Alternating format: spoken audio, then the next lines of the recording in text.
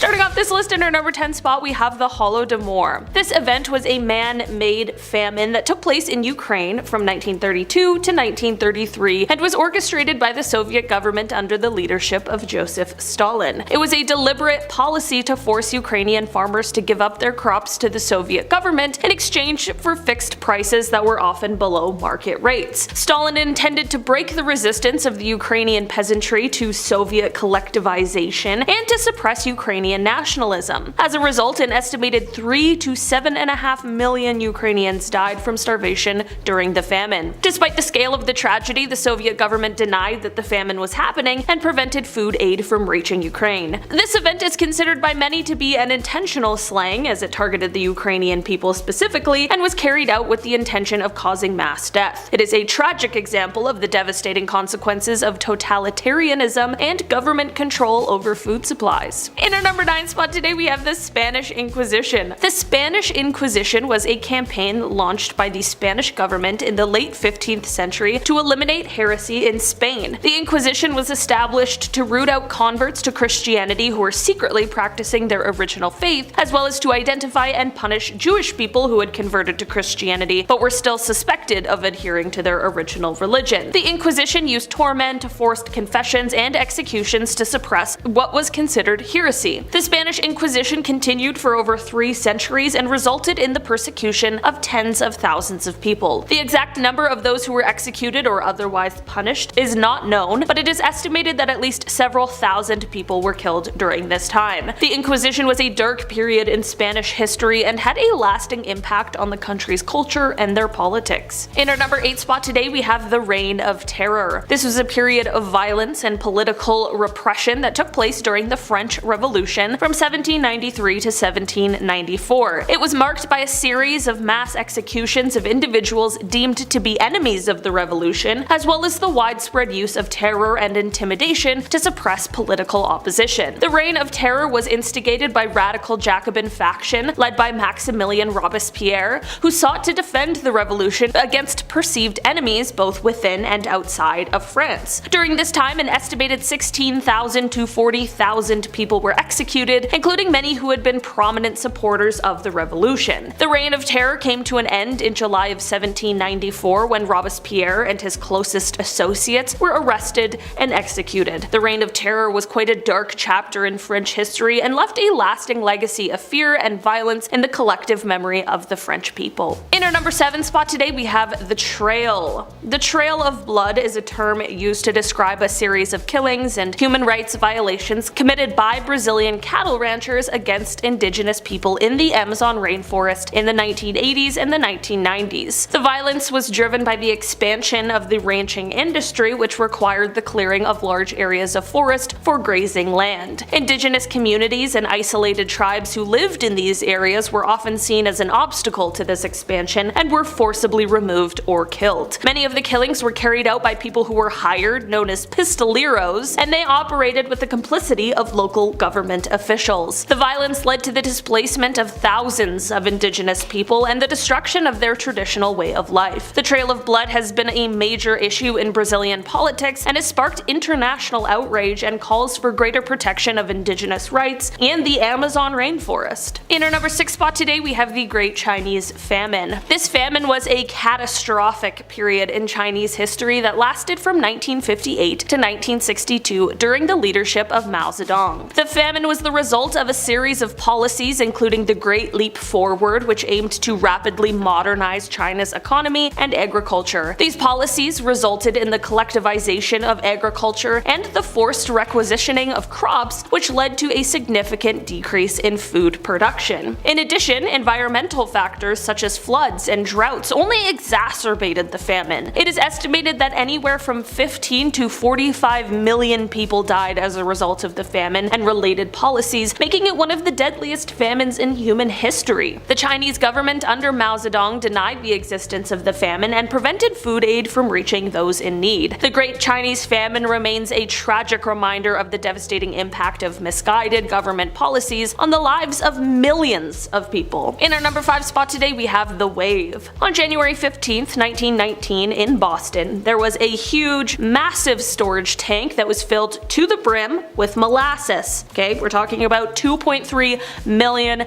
gallons of this stuff sitting in this tank, and on that day, the tank broke and set a 15-foot tall wave of sticky, gooey syrup flowing throughout the city. I panic when I have like a tablespoon of that stuff because it's so sticky and goopy. I can't imagine the sight of 2.3 million gallons coming crashing down. Someone wrote about how the molasses wave hit houses in the area, saying that they, quote, seemed to cringe up as though they were made of pasteboard. While this story sounds like really silly and wacky, oh my gosh, it's molasses, it was actually very deadly. Not only did the wave trap and then kill most of the laborers that were nearby, but there were others in the area who lost their lives as well. In the end, it is estimated that about 150 people were injured in this accident, and 21 people lost their lives. It is estimated that on the day of the accident, the molasses was moving at about 35 miles per hour. That would be genuinely terrifying. You can't run away from it. You can't escape into a house. There's literally nothing you can do except for try and surf this massive wave of molasses. In the end, after a ton of lawsuits, it was decided that the company was to blame for the accident because their inspections of the tank weren't thorough enough. There were about 100 settlements made out of court, and the company ended up paying somewhere from $500,000 to $1 million in the end, which is about $16.1 million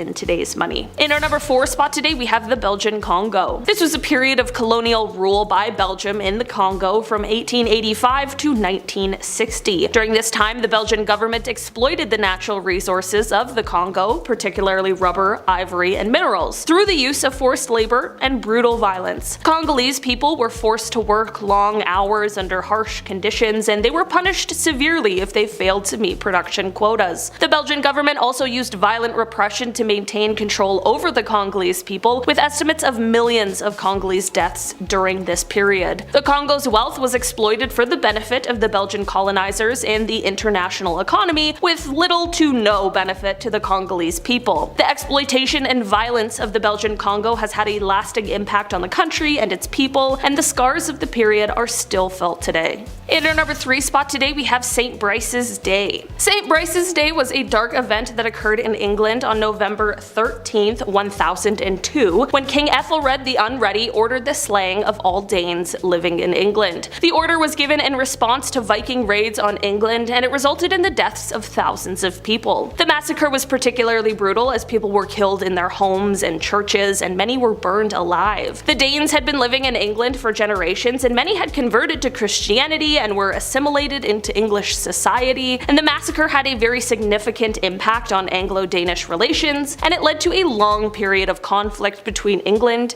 and Denmark. In our number 2 spot today, we have the Partition of India. The Partition of India was a major event that occurred in 1947, resulting in the division of British India into 2 separate countries, India and Pakistan. The partition was based on religious lines, with India being predominantly Hindu and Pakistan being predominantly Muslim. The decision to divide the country was made by the British government, and it led to widespread violence, displacement, and loss of life. Millions of people were forced to leave their homes and move to the other side of the border, leading to one of the largest mass migrations in human history. Estimates of the death toll range from 200,000 to 2 million people. The partition also created long-standing tensions between India and Pakistan, including disputes over territory, resources, and religious identity. The legacy of the partition continues to shape politics and society in South Asia today. And finally, in our number 1 spot, we have the year 536. For this one, we are taking it pretty far back, all the way to year 536, because this is widely regarded as the worst year to have been alive. In modern times, a lot of our terrible things that have happened and terrible times we have lived through have been because of the things that we as humans do,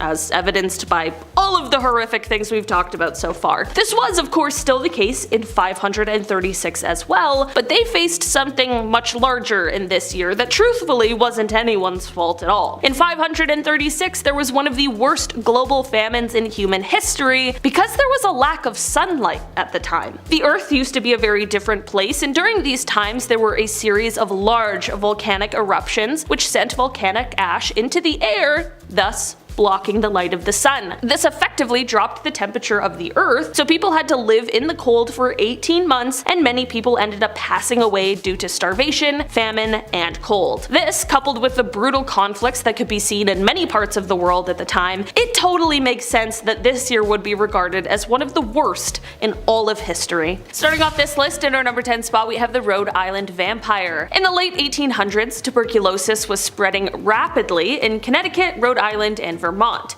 This obviously would have been pretty terrifying for the residents of these places, but things quickly took a very dark turn. Since many of the people who were passing away from this illness appeared very obviously ill with sunken, drained faces, for some reason the logical response was that people believed they had been the prey of vampires. There was a family in Exeter, Rhode Island that had multiple people pass away from the illness, so then people believed that someone in the family must be feeding the vampire. They even went as far as to exhume the bodies of some of the deceased family members to make sure that they weren't undead. One of the exhumed bodies had passed away more recently, so her body was in a better condition, which people of course took as a sign of her being a vampire. This led them to burn her heart and liver and then mix the ashes with water. This is most definitely a crime today, and pretty scary, but to make things even worse, they gave this concoction to other people in the town who had fallen ill as some kind of a cure. Imagine having to drink that and then still having tuberculosis after. Definitely not a good trade-off. In our number 9 spot today we have the history of dentures. Personally, I don't have a ton of experience with dentures, but they seem to be a pretty straightforward thing these days, aside from the cost of dental, of course. But things weren't always the way that they are today. Instead of dentures being made of fake teeth before, they used to be made with real human teeth, which is absolutely disgusting. After the Battle of Waterloo, scavengers went and took the teeth off of corpses, which is quite a job, and then they sold these teeth to dentists. The dentists would boil the teeth, chop the roots off, and then attach these teeth to ivory base plates and then sell them to customers. Aside from this being an extremely morally questionable practice in its entirety, it's also just very creepy. In our number 8 spot today we have the smallpox spread. I'm sure at some point or another most of us learned about smallpox and the epidemic, which is something that we luckily don't really have to worry about much anymore. But one thing a lot of people explained that they didn't know was how badly it devastated indigenous peoples. Europeans who came over to America brought with them a multitude of diseases that they would have had some immunity to, considering it was likely their bodies had encountered it before. But this was not the case for those already living on the land that is now referred to as North America. Indigenous Americans not only had no immunity towards this disease, but also the traditional ways of treating illness may have only exacerbated the symptoms. Because, of course, how could you possibly know how to treat something that you've literally never seen before and with no help from the people who do actually know how? It has been estimated that the spread of disease caused the population of Indigenous Americans to decline by 70%. There is a theory that the spread of disease may have been one of the only things that led to the colonization of North America. In our number 7 spot today we have the Tulsa riot. This event occurred on May 31st and June 1st of 1921, and it has actually been called the single worst incident of racial violence in American history. This happened in the Greenwood district of Tulsa, Oklahoma, and basically just mobs of white racist people went out and attacked black residents and businesses. What started this was when a 19-year-old black man named Dick Rowland was accused of harming a white girl, and he was subsequently arrested, and there were rumors that he was going to be lynched. This of course drew a bunch of racist white people out of their homes to participate, but then a group of around 75 black men showed up to make sure that he didn't get lynched. One thing led to another, and a firefight broke out that led to 10 of the white people and 2 of the black people being killed. After this, all hell broke loose. In 2020, the last living survivor of the massacre, R&B and jazz saxophonist Hal Singer, a total legend, passed away at the age of 100. In the same year, this massacre finally became a part of the Oklahoma State curriculum, and it's about time. Only a a century too late. In our number 6 spot today, we have Heraclitus of Ephesus. Heraclitus was an ancient Greek philosopher who helped push the notion that the universe is in constant change, as well as the unity of opposites, where the universe is a system of balance exchanges. This is all fine and well, but where things get a little troublesome is in his own personal life. You see, the thing is that he was a misanthrope, and his dislike for humankind led him to having long stretches where he was quite isolated. He would wander through the wilderness alone, surviving on plants and other things that he could scavenge.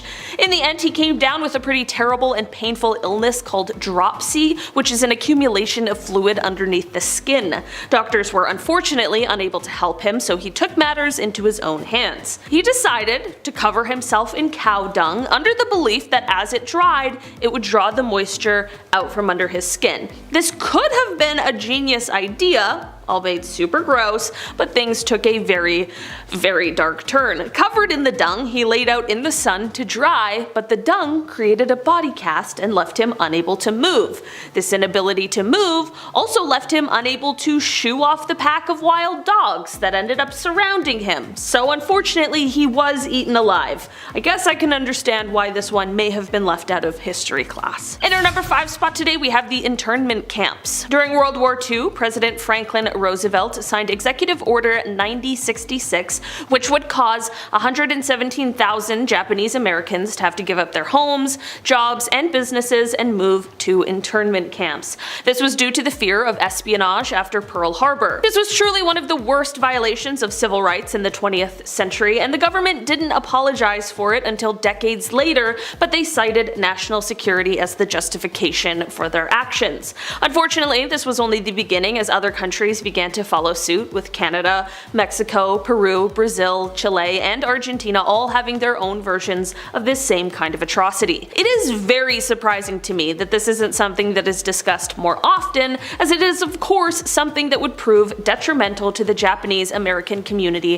for decades to come. In our number 4 spot today, we have the Triangle Shirtwaist Factory Fire. New York City's Triangle Shirtwaist Factory Fire in 1911 was an unbelievably terrible incident that led to changes being made for factory workers in America. The Triangle Shirtwaist Factory was located on the 8th, 9th, and 10th floors of a building in Greenwich Village, and it of course was where shirtwaists were made, which we would now call a woman's blouse. I call this place a factory, but it was definitely more like a sweatshop, and the employees were mostly comprised of young women. So, like I mentioned before, in 1911 there was unfortunately a fire that broke out on the 8th floor, and because of the very cramped and unsafe working conditions, the fire ended up claiming the lives of 146 people that day. After more details came out about the incident and how the terrible working conditions were mostly to blame for the amount of lives that were lost, protests broke out all around the city. People began demanding better for the women who had to work in these kinds of places. Like, just as an example, the doors to the stairwells and exits were locked so that employees couldn't take unauthorized breaks. How unbelievable is that? And the worst part is that the owners of the company, who were largely responsible for what happened that day, basically just got off scot-free. If you want to know more about this fateful day, the amazing podcast My Favorite Murder by Georgia Hardstark and Karen Kilgariff has an episode that does a wonderful job covering it. In our number 3 spot today, we have Bikini Island. Bikini Island is located within the Marshall Islands, and it was once the home to around 170 islanders. In 1940, the US president at the time, Harry Truman, ordered that the military test their nuclear weapons in the case of a future where they would be deemed necessary, since World War II had just ended and people were of course feeling concerned about what the future would hold. Since Bikini was located in a place where ships and planes don't normally travel very close to, unfortunately it was the spot chosen for this testing site. The residents of the island were asked to vacate, quote, for the good of mankind and to end all world wars, to which they of course obliged, under the impression that they would one day be able to move back. After this, the testing began, and in 1954 the US military detonated Castle Bravo, which is one of the most powerful weapons at 15 megatons. There were 22 other weapons that were detonated on this island as well, so it's safe to say this place got a ton of nuclear activity, which left it with extremely high levels of radiation. This left residents unable to return for much longer than anticipated, with the first returning in the 70s. But of course, shortly after these poor people moved back, they realized that the island still had totally unsafe levels of radiation, making it still unfit to live on, which has left it still uninhabited. In our number 2 spot today, we have strange medicine. It's not necessarily uncommon for us to hear about strange things that people in the past used to do, but sometimes those strange things are also disgusting. It was extremely common in the past for people to use human remains as a form of medicine. These gruesome treatments would consist of things such as blood, ground up human skull, and even human fat. Tomb raiders would even steal remains in order for them to be sold to the wealthy, which is incredibly dark, and apparently mummy remains were the ideal remains for these sorts of things, which then led to a shortage of mummies. Never thought I'd be in a position where I'd be talking about a shortage of mummies, but truly anything can happen over here on Bumblebee. And finally, in our number 1 spot today, we have a sticky situation. Okay, so this one is less of an event, more of just a historical invention that absolutely should not have existed, and that is the sticky bomb. After the British hurriedly evacuated France in 1940, they were facing the threat of German invasion and had come up with some weapons that could be used against tanks. Thus, the sticky grenade or sticky bomb was born. It was formally called the anti-tank hand grenade number 74, and basically the design was that there was a metal outer shell that covered a bomb coated in adhesive. The idea was to have the user pull a pin to remove the metal casing, where they could then run up to a tank, use the sticky adhesive to stick it to the tank, activate the 5-second fuse, and get the heck out of there. Or they could just throw it and hope it stuck. Well, there's a few problems with this design. The first one that I'm sure all of us can understand is that the adhesive didn't want to stick to anything dusty or wet or muddy, which are all things that happen to be common on tanks. You know what they did like to stick to though? Human skin. Unfortunately, this invention could prove much more detrimental to the person who was attempting to use it. Despite these very obvious and dangerous flaws, it was still used by a few different armed forces, but I don't think anyone has used it in recent history, which is truthfully probably for the best. Number 10. Not so friendly fire. What happens when you mix an Ottoman invasion, alcohol, and gunpowder? I'm not sure, but I imagine it's pretty bad. Just like the Battle of Karansbees, where embarrassingly enough the Austrian army fired upon itself. Now, looking up military history will tell you that friendly fire incidents are more common than you might think. I'm looking at you, Vietnam War. But this incident is a little more unique, as it may have started over a bottle of booze. A group of soldiers procured some alcohol and was enjoying the joys of liquid courage. After getting too boisterous, more Austrians wanted to join in. Not wanting to share their boozy finds and feelings, a fight broke out. The Austrian army was composed of multiple nations, so there were a few different languages being spoken, and by that, I mean a very confusing fight broke out. Eventually, someone fired a shot, someone shouted Turks, and a very embarrassing battle ensued. By the end, it's speculated that 10,000 Austrians were unalived during this boozy mistake. Hey, happens. Mistakes are made, happens. Number 9. History's second favorite mustache. When we talk about history, it's really hard not to talk about Germany and a little man with a weird mustache. World War II is the cause and effect for a lot of reasons and things today. That too could honestly be its own video, but what's rather uncommon to talk about in history's classrooms is history's second favorite mustache man, rhymes with Joseph Stalin.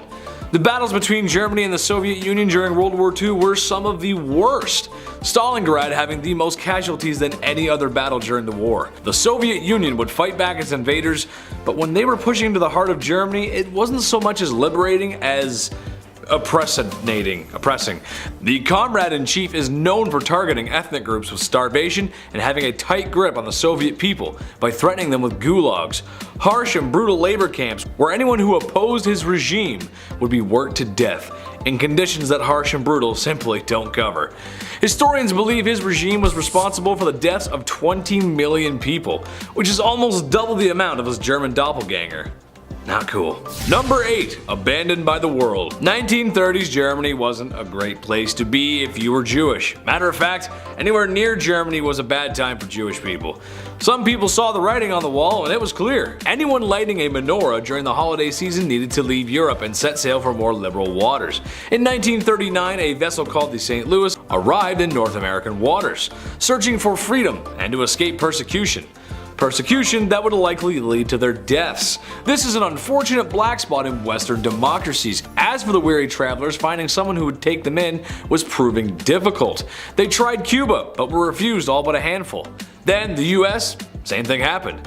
They even tried glorious Canada, where they too refused them. Canada, a country of freedom and acceptance for all, turned down people in their darkest hour. Sadly, the boat returned to Europe where they met the same fate as other Jews who were oppressed by the regime. Number 7. Civil rights. I know a lot of these are World War II related, but bear with me, guys. It had a lot of uncomfortable moments.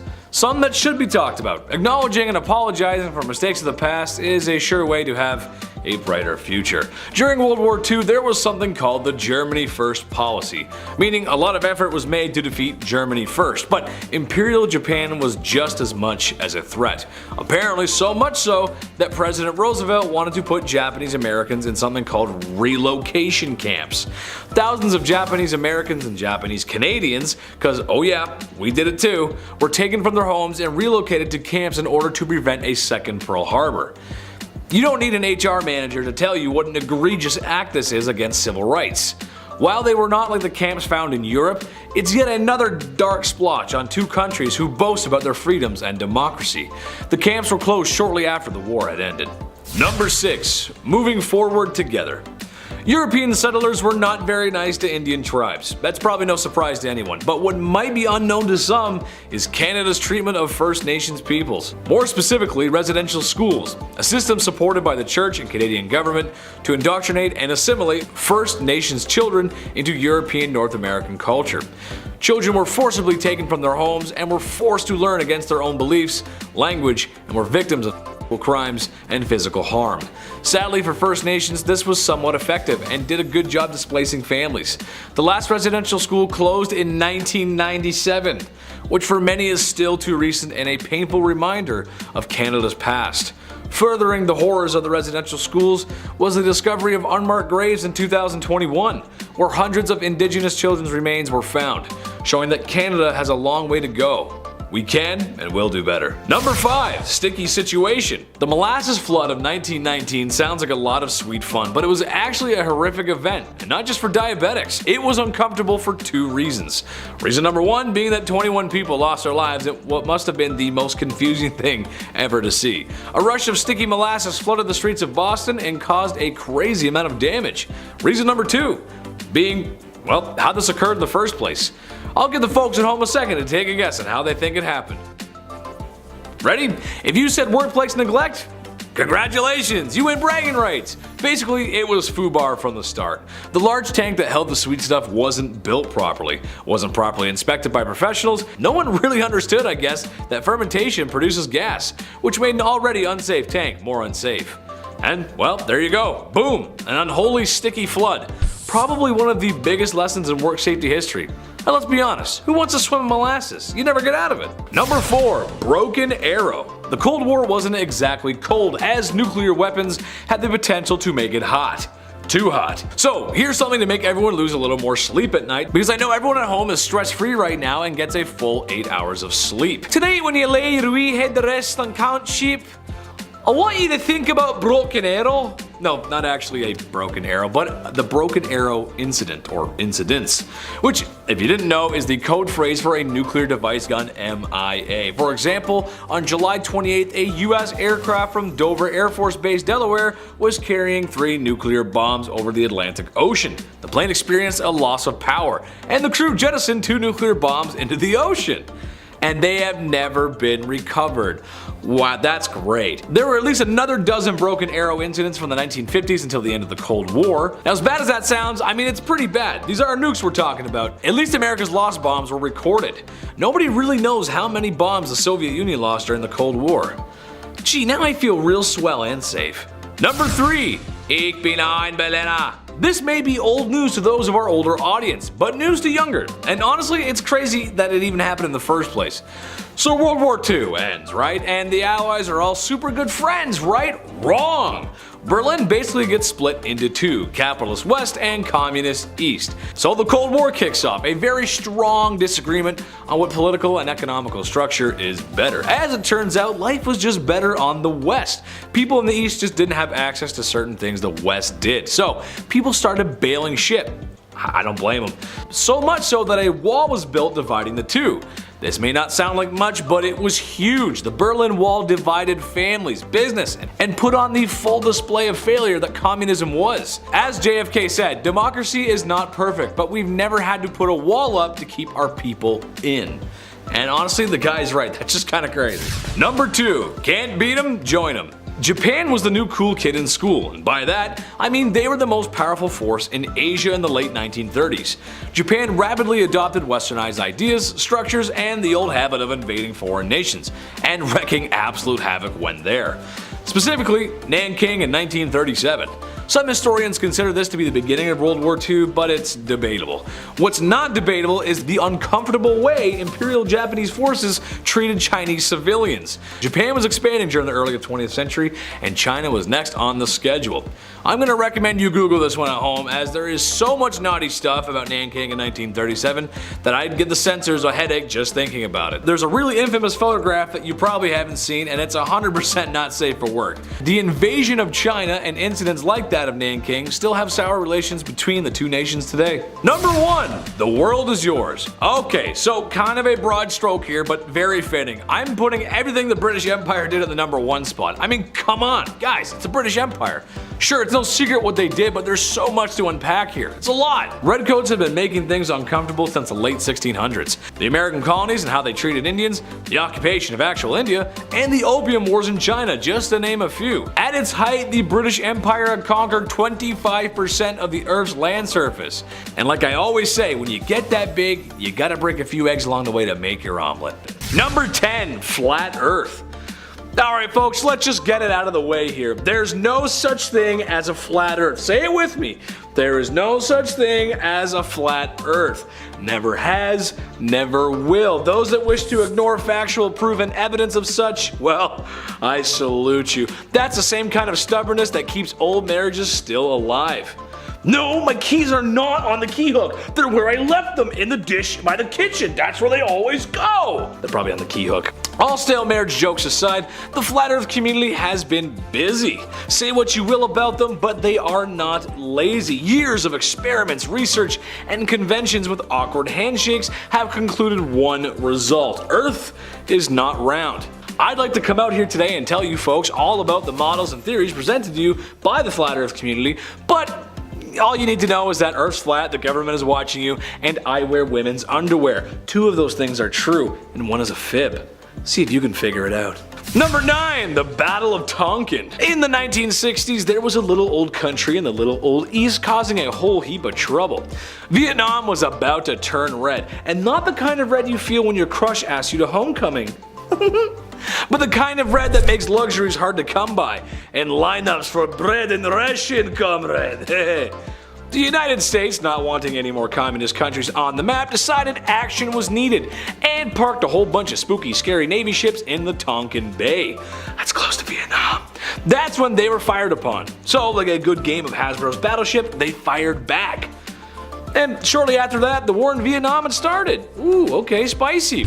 Trouble is, the Tonkin Bay incident was very fishy from the start, as a lot of the reports just didn't line up.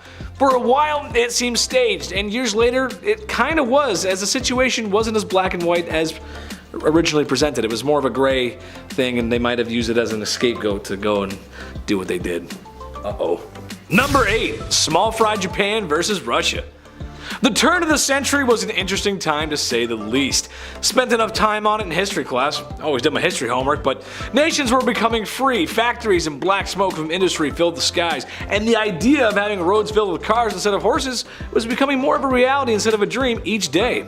However, some were still behind the times and some were still flexing imperial muscles. Take Russia and Japan in 1905 for instance. Japan, a brand new industrialized modern country, was expanding westward. Russia, an old imperial power that had not modernized, was expanding eastward. They met not too far from Korea. Now, tensions were high, but it wasn't until a Japanese train carrying supplies was destroyed that a war broke out. The thing is, the train maybe sort of kind of could have been a scapegoat by the Japanese to start a war. I'm not sure, it could have been, I don't know. Number 7, World War II.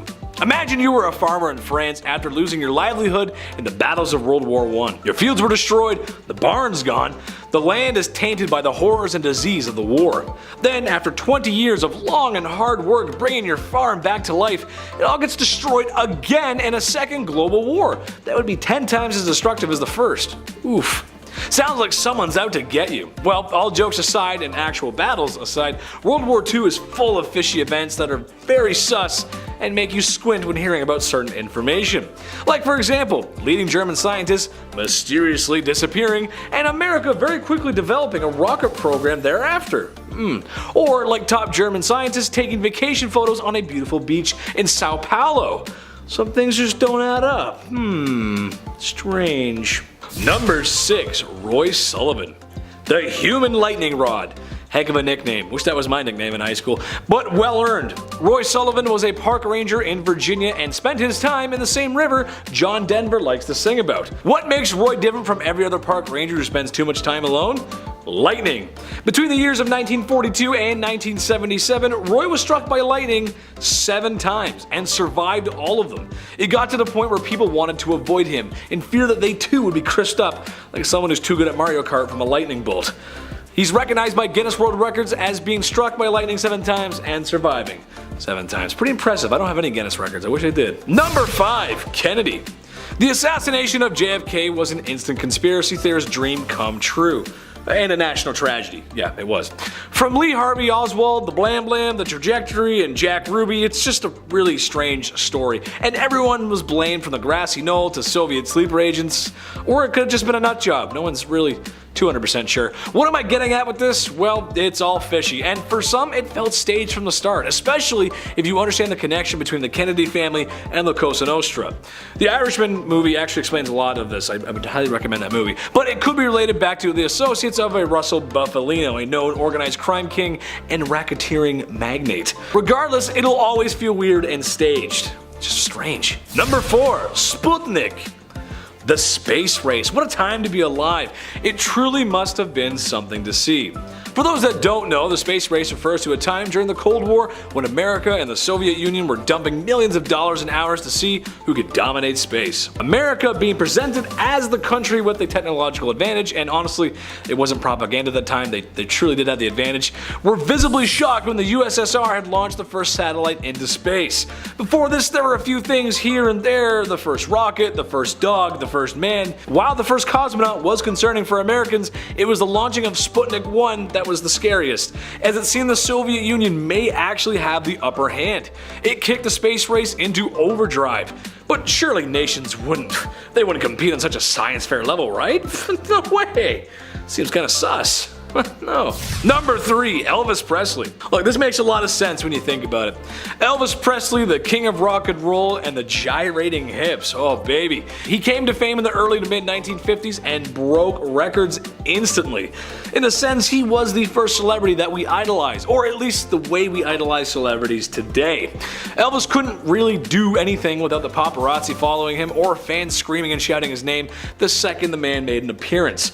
Years of rocking, partying, and fried peanut butter banana bacon sandwiches caught up with the king, as he looked closer to me in leather suits than Adam would. It was kind of a weird look. He passed away on August 16th, 1977, and well, it does seem kind of strange that the king would leave the building like that. There's even some reports of him showing up later in life in disguises.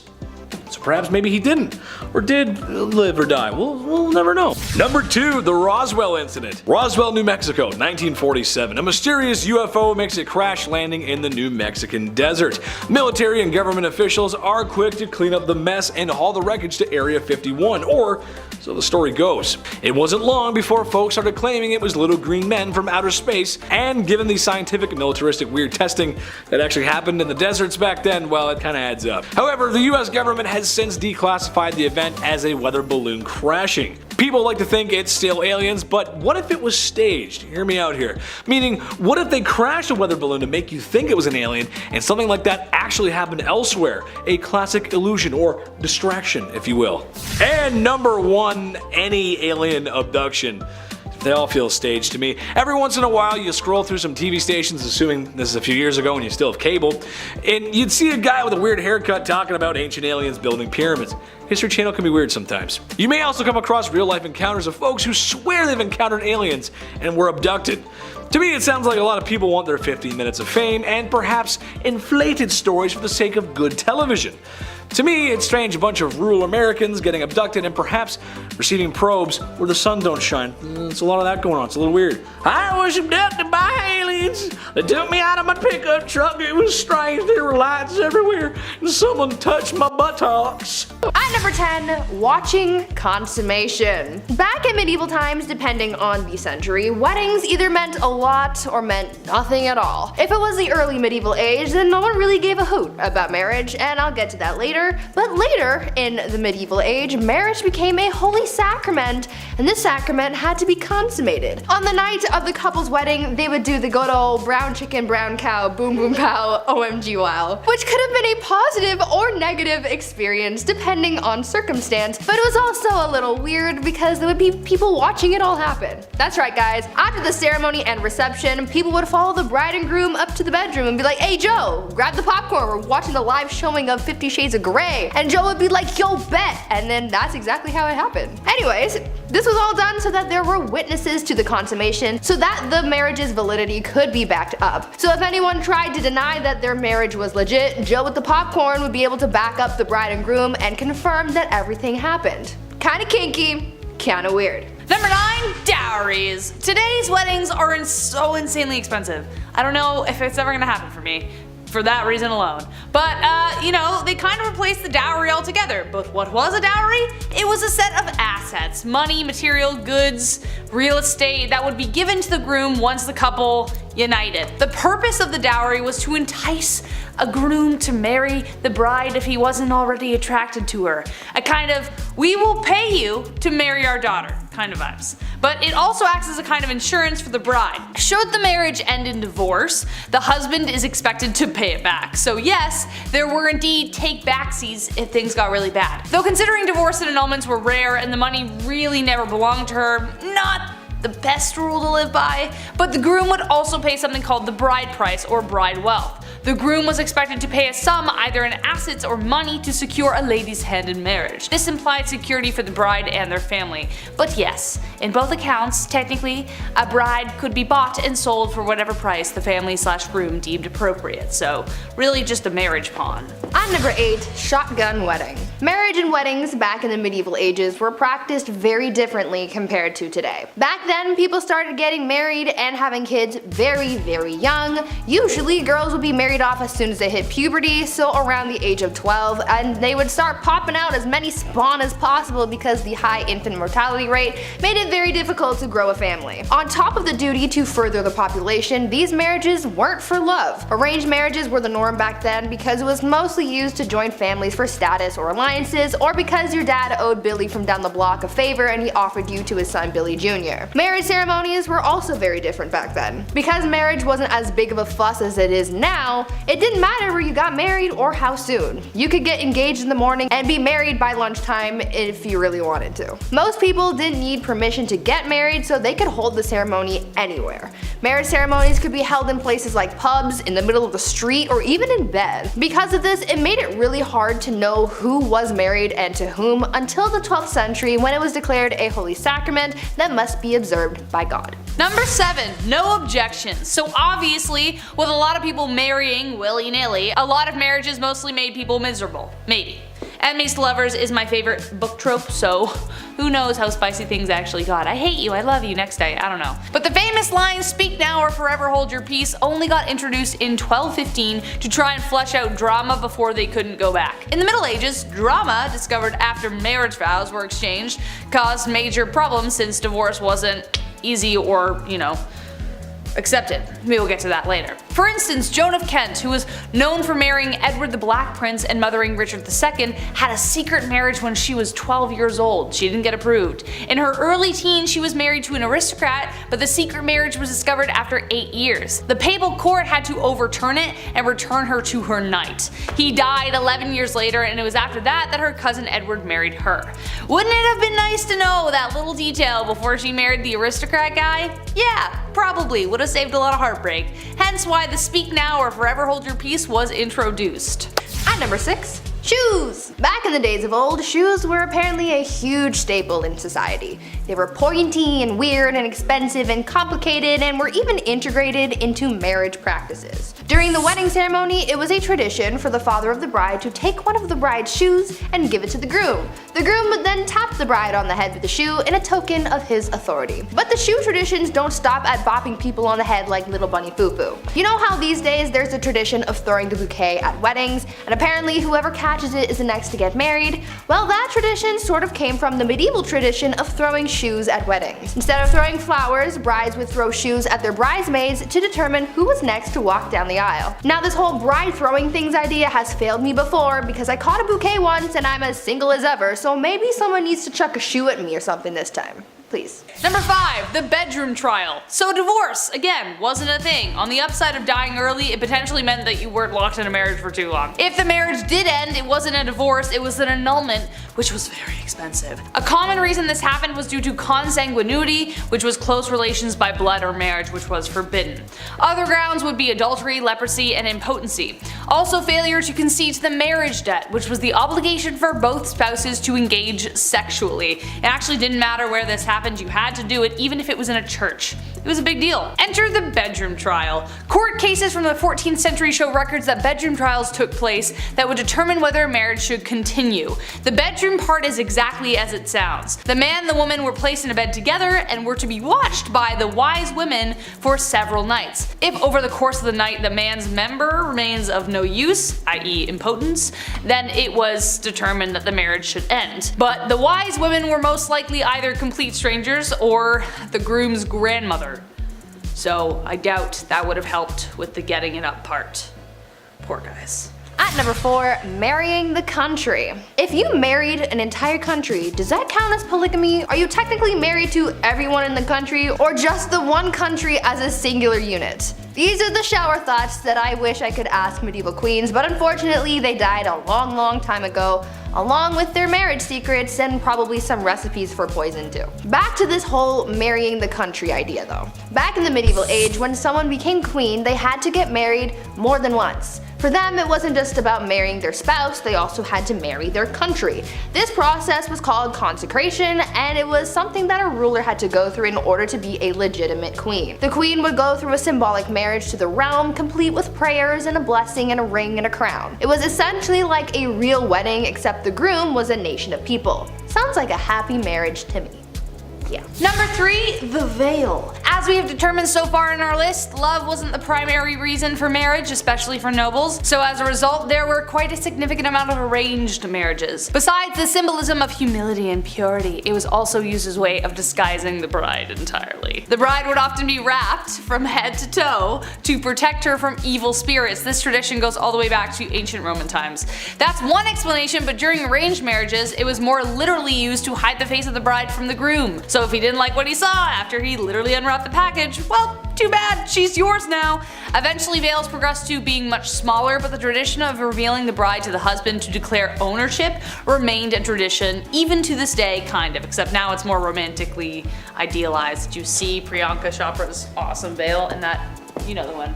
At number 2, long distance marriage. You know how during the pandemic people started having Zoom weddings? Well, in a way, people have been doing something similar since the medieval ages. Back then, a lot of weddings were simply for political reasons, and so a big ceremony was rarely needed. So when two people from different kingdoms were getting married, they didn't necessarily need to be there for the wedding. Instead, they could send proxies and have someone marry their new spouse on their behalf. This would be the legal binding of marriage, you know, the paperwork side of things. But once both parties could finally meet in person, then they would hold a second ceremony with all the pomp and circumstance that you would expect. And yes, it still included the whole watching the consummation thing. Ew. This proxy marriage actually happened to Marie Antoinette, and her brother was her proxy until she could get to the formal ceremony. So now we know that even back then, you didn't have to show up on time to your own wedding, and you could just get someone else to do it. Sounds a little cold to me, but like I've said before, love is dead and it died a long time ago. Mic drop, thank you. Number 1, last but not least, and this is the most messed up, the Lord's Right. This one is definitely the most messed up tradition, and I don't even know how it was justified in the first place. Like, why was it even in place? Someone clearly made this happen so they could piss people off. The last thing anyone wants at their wedding is someone interfering with the wedding night. As we know, people for the most part had to observe the ceremony, but the Lord's Right was something even more horrific. The droit de seigneur was a feudal right that existed in medieval Europe that gave the lord of the land the right to sleep with the bride on the first night of the marriage. That's right, so most often they would take the bride's virginity. Now, just how often this right was carried through is debated, but if your lord had a particular vendetta against you, it wouldn't be surprising. This right could also extend to a lord taking the virginity of every woman in the village, even if they didn't want to get married. It was ridiculous. However, late Middle Age and Renaissance era texts don't clearly determine whether this practice ever occurred. Texts from 15th century Switzerland references the Lord of Mar demanding the right of the first night or a hefty fee. So either you pay for it or I do it. The droit de seigneur was depicted in Mel Gibson's Braveheart, which added to the infamy of the idea, but no physical evidence determines whether any lord actually did it, but it did technically exist. Gross. Number 10. Animal Heaven. This was pretty odd, and we're still talking about it. Rightfully so. Coco the gorilla. She was a famous primate known for her ability to communicate through sign language. We've all seen that video with her and Robin Williams tickling each other laughing. It's heartbreaking. It's beautiful. Gorillas are very smart and very strong. So strong. Francine Patterson, who was Coco's trainer and of course the closest human around to Coco, was asked in an interview how deep their conversations with Coco would actually go. The caregiver showed Coco a skeleton once and asked if it is alive or dead. Coco signed, dead, draped. Draped means covered up. Then they asked, where do animals go when they die? And then apparently Coco said, a comfortable hole. And then she gave a kiss goodbye. Yeah, philosophical debates followed, of course, because what was she referring to here? Was Coco being referred to being put into the ground, literally? Or was she talking about an afterlife? A comfortable hole in the afterlife world? I don't know. Gorillas are so smart. And again, so strong. Number 9. Derek Amato. What started with tragedy ended in symphony. Here we go. I had no idea this was possible, and now I'm questioning everything. Derek Amato is a self-taught pianist who gained worldwide attention after a traumatic brain injury caused him to develop acquired Savant syndrome. Derek was diving into a shallow pool back in 2006. Now, his concussion actually made him lose some of his hair and some of his memory. It was bad. But in a bizarre turn of events after the accident, Derek became a musical genius. Guy was killer on the keys, who knew? This condition allowed him to access exceptional music abilities that were for sure not around before the accident. Amato actually released his own album titled Life in the Keys. That's incredible. Tried so many times. Number 8. Catullin. A Mongol princess and descendant of Genghis Khan. Let's talk about her. Catullin is known in history for her undefeated wrestling abilities, if you can say that. She was said to have issued a challenge to any man who wanted to marry her, stating that the first must defeat her in a wrestling match. Now, despite many attempts by many men, Catullin reportedly remained undefeated, with some accounts suggesting she won as many as 10,000 matches. Yeah, Tinder, but make it exhausting. Sure. Instead of a super swipe, she's getting your legs swiped? I don't know. A super choke? Her story has become a legendary tale of strength and independence in Mongolian history. And also, how terrifying is that woman? Imagine being like number 6,000. You're like, I don't think I'm gonna do it. I don't think I'm gonna tap her out. I really have no clue. Number 7, Hector. I'm not referring to the Greek hero Hector. No, not this time. Not this time, Bumblebee. No, I'm referring to the cloud that was named after him. Yeah, we're talking about clouds now because, why not? Hector is a famous cloud formation that appears in the Tiwi Islands of Australia. Now, the cloud appears from September to March every single year, every single day, which is terrifying. What's going on here? The area's unique weather patterns are quite the spectacle. The name Hector's thunderstorm, or simply Hector, which I'm more fond of, that name also comes from a powerful storm that struck the area back in 1930s. A World War II pilot named it Hector, and that's how memorable it was. It's still going strong today. Yeah, today, even right now, I guess, yeah, Hector's still going. Tomorrow, Hector's gonna disappear. It's the last day to catch Hector. It's right now. Go get your last minute views in to Hector. That's crazy. I didn't realize that was today. At this point, he's a popular tourist attraction. Visitors can go and take boat tours to witness the spectacular lightning displays surrounding the storm. Me personally, I want nothing to do with that. I watched Nope recently, so no, this one freaked me out. I don't like clouds that show up on the regular. I don't know. Clouds with a schedule, I'm all set. This next one here, kind of the same kind of thing. Here we go. Number 6, medieval sky battle. This might happen soon. I don't know. Aliens? Who knows? Short and sweet, this one. This looks like the inside of my old high school locker, first of all, but this is actually medieval art. This Nuremberg broadsheet shows us a battle, an Avengers level threat, really, if anything. This battle took place apparently on April 14th, 1561. It was an aerial battle involving, I don't know, globes, crosses, tubes. You tell me, I don't know what's going on in the sky, but Iron Man is nowhere to be found. These cigar-shaped UFOs have been breaking the internet recently, and I'm not gonna lie, they kind of look like what we're seeing in that medieval art. Maybe this is the same vehicle. Maybe it's the same battle. Maybe it's gonna happen again. People viewed this event as a divine warning. Yeah, obviously, you don't say. What else are you gonna call that? UFO is flying around, someone's like, I have a bad feeling, Abraham. I don't know, this looks a little odd. Number 5, enlisted bear. During World War II, a Polish army unit enlisted a real-life Syrian brown bear named Wojciech to serve with them. Because, yeah, what could go wrong, right? I just watched that bear movie, I don't know. Wojciech had been found as a cub in Iran by Polish soldiers and, of course, adopted as their very own mascot. Again, sure, why not? Now, as he grew up, Wojciech became an integral part of the unit, right? He helped carry around ammunition and other heavy supplies that only a bear could carry. Fair, I guess. And he quickly became popular among the soldiers. They all loved him. They would play with him and feed him cigarettes and beer, you named it. He loved it all. He'd eat the glass, probably. He even learned how to salute, a skill he would often perform when given a bottle of beer. He's like, thank you, sir.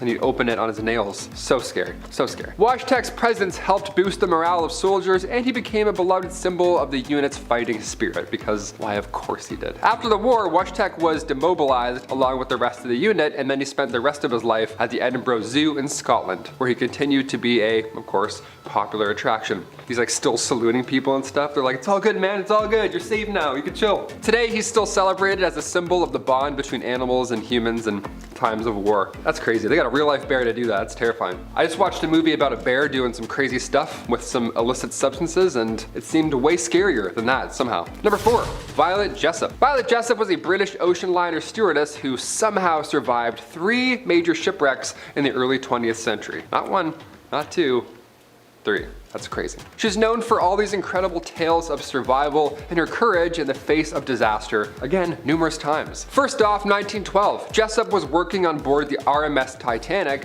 when it of course hit an iceberg and sank in the North Atlantic Ocean. She managed to escape on one of the lifeboats, one of the few lifeboats, might I add, and survived the disaster. Just a few years later, 1916, she was working on the HMS Britannic when it struck a mine and sank in the Aegean Sea. Again, Jessop survived and managed to make it to safety. Somehow. Now at this point you're like, okay, she's not gonna do it a 3rd time, right? No possible way. In 1940, Jessop was working on board the RMS Queen Mary when it too collided with another ship and suffered significant damage. So once again, Jessop survived another disaster and went on to work another ocean liner for many years. Yeah, she's still worked on ocean liners after all 3 of those. She's like, oh, it is what it is. Like, what? Are you kidding me? Jessop's incredible tale of survival has of course made her a legendary figure in the history of ocean travel and a symbol of courage and resilience in the face of disaster. I'm baffled by this, that's crazy. You think after the 2nd one you definitely quit, right? Incredible, incredible. Number 3, the Dybbuk box. I don't like haunted items. This one here, definitely a haunted item. My ears are draining as I'm doing this, so I'm like, ah. It's getting louder all of a sudden. This small wine cabinet got some attention after being sold on eBay back in 2003. Yeah, remember eBay? Me neither. The box was purchased by Kevin Mannis. Now, shortly after, he claimed that said box was haunted and had caused him and his family to experience a series of horrifying events and health problems. And, of course, paranormal activity. How do you sell that? Hey, want this? No, not at all. Sounds like it's a terrible idea. He eventually sold the box to Jason Haxton, who ended up writing a book about his experience. Yeah, it was that bad. Some believe that opening this box can release malevolent spirits into the world. Now, its origins here go back to a woman who survived World War II. This box came from her estate. So the history behind it, it's dark and it's seen some days, that's for sure. And now it lives at the Haunted Museum, rightfully so. Remember that viral video of Post Malone touching this random haunted artifact? That was this box. That was the same one. Now he's falling off stage and stuff. No idea what's going on with Post. Zach Baggins, please keep an eye on this box. Thank you so much. Hit that thumbs up for ghost-proof glass. We really like that. It's the same glass they used in the movie 13 Ghosts. They just have that around the Dybbuk box. Matthew Lillard watches it the whole time. It's lovely. Number 2, Pompeii eruption. Let's hope this one doesn't happen again, because hot. Once a flourishing Roman city located near the Bay of Naples in Italy, that was, of course, until 79 AD when Mount Vesuvius decided, I'm gonna explode. I'm gonna go off and buried the entire city and all its inhabitants under layers and layers of ash and pumice. How scary and horrible is that? The eruption was so powerful that it wiped out all life within a 16-mile radius. Yeah, it makes you think about Yellowstone National Park a bit, doesn't it? Or if it's terrifying, she does some random shit. Pompeii remained buried and forgotten for almost 1700 years until it was rediscovered in 1748. Today, Pompeii is, honestly, it's amazing. It's an archaeological site that offers a glimpse into ancient Roman life with well-preserved ruins of homes, public buildings, streets, artwork, you name it. There's a restaurant that's open now. They reopened a restaurant they found buried. That's incredible. And there's also a great amount of people who steal from this ancient landmark because humans are so stupid. Yeah, how to get cursed. This is how you do it. Listen up. Tourists would steal fragments of monuments, literally pieces of the city they would pull out and then put it in their pocket. Yeah, put a little bit of Rome and take it home on our flight. And then put out my lovely fireplace there. That's great. 100 packages a year will get sent back to the archaeological superintendents, most of them being accompanied with a letter explaining all the bad luck that occurred after they took the piece. Yeah, don't take haunted pieces of Rome home with you. Don't take Rome home. That's what they should say. I'm gonna make a shirt and say, it's because they don't take Rome home. Everyone's like, what does that even mean? I'm like, watch the video. I don't know, there's a QR code on the back, scan it. And finally, number 1, James Dean's haunted car. James Dean's love for fast cars was well known, but sadly, because one of them was haunted. Apparently, let's talk about that one. One of these cars ultimately led to his tragic death at the age of 24, but some are now convinced that all of his cars were cursed in some way, shape, or form. There's a car curse, if you want to call it that. Dean's first vehicle was a Triumph Tiger T110 motorcycle. Now, it was involved in an accident that left him with a broken leg, which, where I'm about to go with things, is not bad, considering. His next car, a Porsche 550 Spider, is the one that he famously died in after colliding head-on with another vehicle, much worse than a broken leg, in my opinion. Now, that's already tragic enough. That's dark history right there. Could probably end the point. But after Dean's death, things happened. Afterwards, the Porsche was sold off and quickly became infamous for causing more accidents and more weird deaths. One of its owners even reported seeing the ghost of James Dean sitting in the passenger seat shortly before they crashed. That's really jarring. That would make me crash. If I saw that beside me, I'd be like, okay, let's see you later. Now, that car disappeared from public view in the late 1960s and has since been rumored to be hidden away by some collector who believes it to be cursed. So, great, out of sight, out of mind. We love that. Another Porsche that James Dean owned was destroyed when it caught fire while being transported by a trailer. So 2 haunted cars. But a third Porsche that he had ordered never made it to him because it was involved in an accident during transportation that killed that driver. So whether you believe in curses or not, there's no denying that James Dean's car collection has some dark, tragic history. Something's going on there, for sure. I don't have my license, and you know what? After that last point, I'm walking everywhere. That's it. I'm just speed walking everywhere with that big goofy belt. That's it. None of this, just this.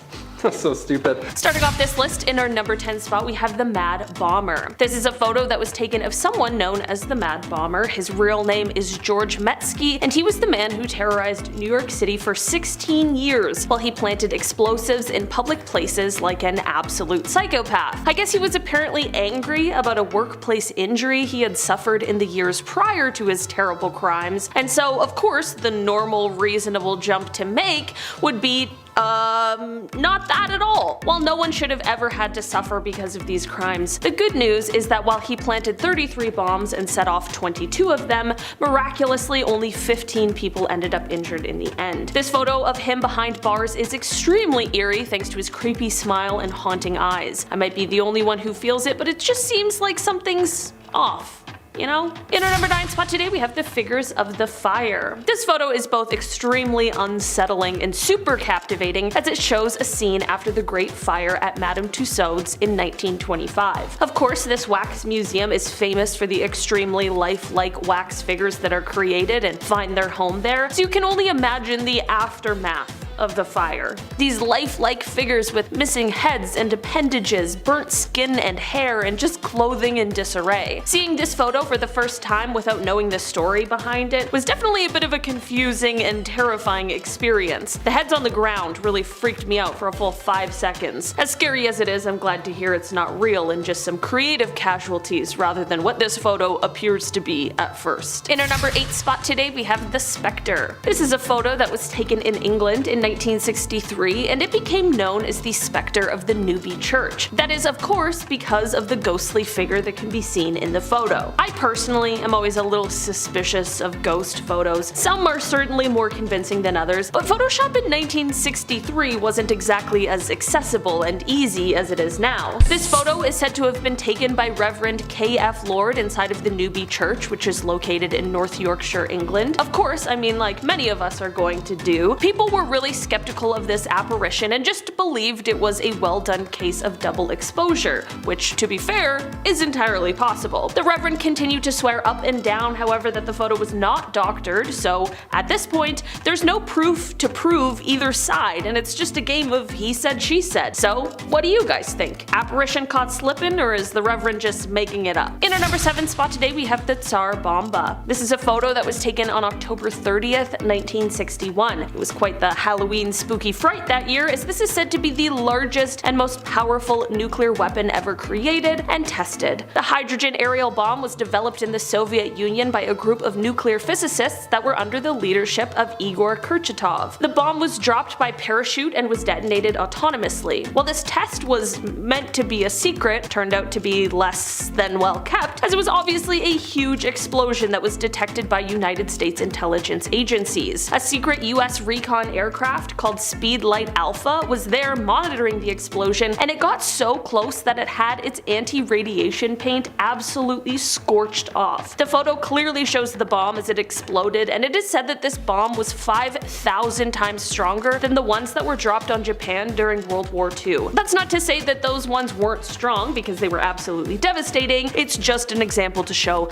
how large this one really was. In our number 6 spot today, we have the 3 Jacksons. On August 21st, 1934, 3 fearless acrobats known as the 3 Jacksons, Charlie Smith, Jewel Waddick, and Jimmy Kerrigan, all performed a routine on the edge of the Empire State Building, which is when this photo was captured. It is said that these 3 toured as an acrobatic trio, and this stunt the photo captured was done at 1,245 feet. According to officials from the Empire State Building, it is said that this was the first time the stunt was attempted, and to this day, it has never been done again, which makes a lot of sense. While this photo is absolutely incredible and is such a testament not only to the trust that they shared but also their abilities as acrobats, I don't know who in their right mind would try to recreate this. We already have one. I think we can just all be happy with that. In our number 5 spot today, we have the Gentleman of Rahi. This photo shows the Gentleman of Rahi, and that is not a gentleman and instead is the world's oldest surviving diving suit. It is an absolutely terrifying sight, but also an important pillar that allowed for this kind of technology to develop to what it is today. The suit dates back to the early 18th century, but it came to find its home at the Rahi Museum during the 1860s after it was donated. The suit was initially designed to allow people the ability to check the hull of ships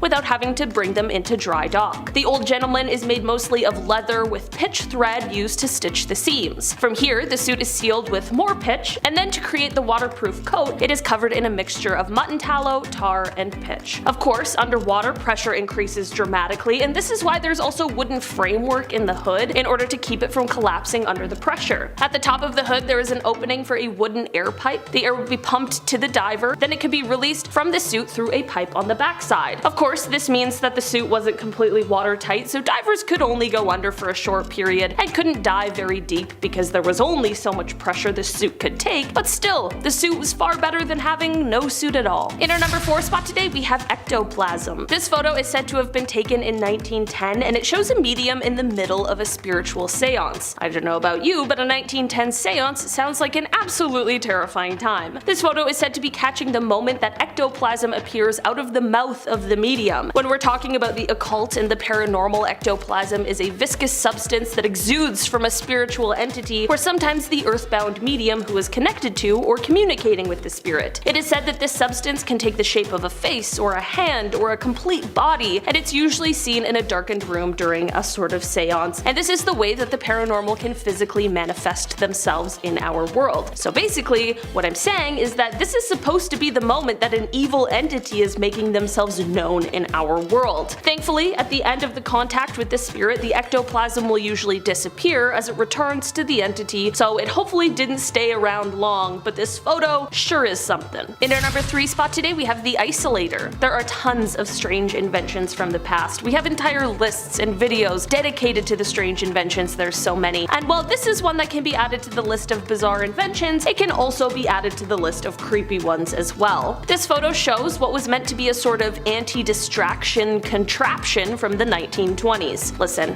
I can get easily distracted, so sometimes I need a little help, but this thing really takes it to a new level. It essentially makes it impossible for the person to look at anything other than what is directly in front of them, or, you know, breathe. It seems like a contraption that requires an oxygen tank hookup probably isn't going to be the best anti-distraction device. In fact, I think that's probably more distracting than anything. Honestly, I'm such a good procrastinator that even with this thing, I still wouldn't get my work done. Thankfully, this device didn't stick around or gain much popularity, and now it is just a terrifying relic of the past. In our number 2 spot today, we have the Great Manta. In 1933, a New York silk manufacturer named A.L. Kahn was on a nice little vacation in Florida when he honestly accidentally caught something remarkable. His anchor line, by mistake, caught onto a giant manta ray. After a struggle and several hours, Kahn was able to get this actually enormous fish ashore. This monster was somewhere between 5,000 to 6,000 pounds and was 20 feet and 5 inches in width. For reference, there are other giant manta rays, but they usually grow to be around 13 to 14 feet wide,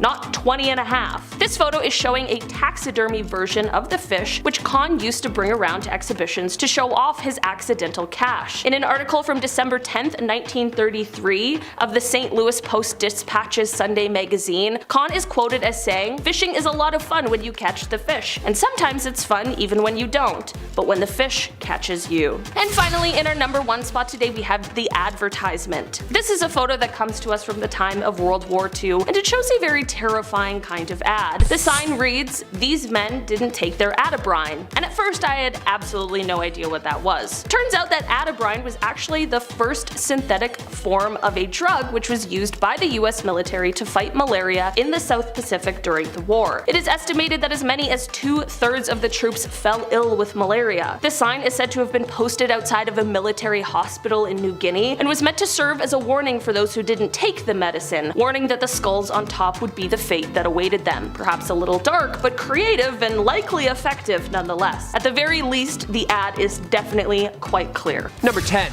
John Mack. In the early 90s, a Pulitzer Prize-winning psychologist named Dr. John E. Mack made the jump from diagnosing ordinary psychological conditions to researching apparent alien abductees and their stories and experiences surrounding UFOs. Yep, Google it up, it's actually terrifying and very real. Apparently cases studied by Mack and abductions sometimes get involved with hypnosis. This guy was a tenured professor since the 50s at Harvard. He did his research. The UFO abduction rabbit hole led him to interviewing and studying more than 200 people who insist that they were taken. At first he was trying to crack the psychosis of the subject, but after studying and funding from the Rockefellers, private donors, and universities, he wrote numerous books on the phenomena and its strangeness. Again, tenured and Pulitzer Prize winner. He sadly passed in 2004 from a drunk driver. His life and death holds heavy conspiracy debate around it. Check it out, it's a little bit strange. Number 9. Sophia. We've seen her on Fallon, we've seen her on breakfast television. She still looks like a bad cyberpunk character, doesn't she? Sophia by Hanson Robotics, the most advanced human-like robot that we have. Well, actually, this is like their 12th one. This is the world's first robot citizen, literally. Not only is she considered a citizen, she has a credit card and a seat in the UN. Like what? In 2016, Sophia premiered on the Jimmy Fallon Show playing rock, paper, scissors. Yeah, simple stuff. 2 years later, she's harmonizing with Jimmy live. Also, they didn't sing Mr. Roboto. Like, I just feel like that was a huge missed opportunity there. Like, where are the writers, dude? I've seen the Terminator and Ex Machina, and at the Web Summit presentation in 2018, Sophia and her brother Han glitched out on stage and had a terrifying, cryptic, non-coherent conversation, joking about ending the world. Yeah, it's horrifying. You gotta check it out. Dude, I feel like Furbies were their first try, and now they got these like Brat Dolls mini Sophias coming out soon. Like, where's this going? Number 8. Arthur Flowerdew. James Arthur Flowerdew was born in England in 1906. Grew up, paid his taxes, lived a pretty normal life. At about the age of 12, he began to have strange recurring dreams and hallucinations, though, over time crystallizing into a very clear and vivid image. Dreams riddled with stone cities, carvings in cliffs, and vast deserts. He didn't understand what it all meant. One day, as an old man, he was watching a documentary on the BBC on the ancient city of Petra in Jordan. He was stunned.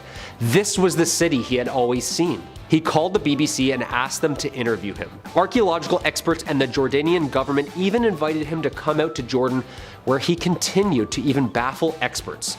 Flowerdew was able to find his way around the city without a map, giving precise details on landmarks and even pointing out undiscovered locations. Yeah, here's the scary part. After all of this, he was convinced that he had lived an entire previous life in ancient times and was reincarnated in the 20th century. Number 7. Proctor's Ledge. Over 1,000 documents from Salem's witch trials, yet none of the accounts actually specify where the hangings took place. For more than 300 years, it was believed that the 19 people who were accused, tried, and executed in the Salem witch trials of 1692 were hanged at the summit of Gallows Hill. Maps of 1700 Salem show Gallows Hill marked out, but no actual marker of the execution site. That's odd. A team of researchers began to reconsider the evidence in 2010 and eventually concluded it was the right spot. Yeah, oopsies. Actually, the real execution spot was called Proctor's Ledge. Also, eerie name for where they hang people, isn't it? It was confirmed in 2016 by scientists after ground-penetrating data and writings from 1692 that it wasn't the actual location of the brutality. I know what you're thinking. It's named after John Proctor. No, it's not. However, really odd timing, as he was one of the witches accused of witchcraft. Locals say that the ghost named the Lady in White visits Proctor's Ledge often, which now makes sense with the whole "we found the right spot" stuff.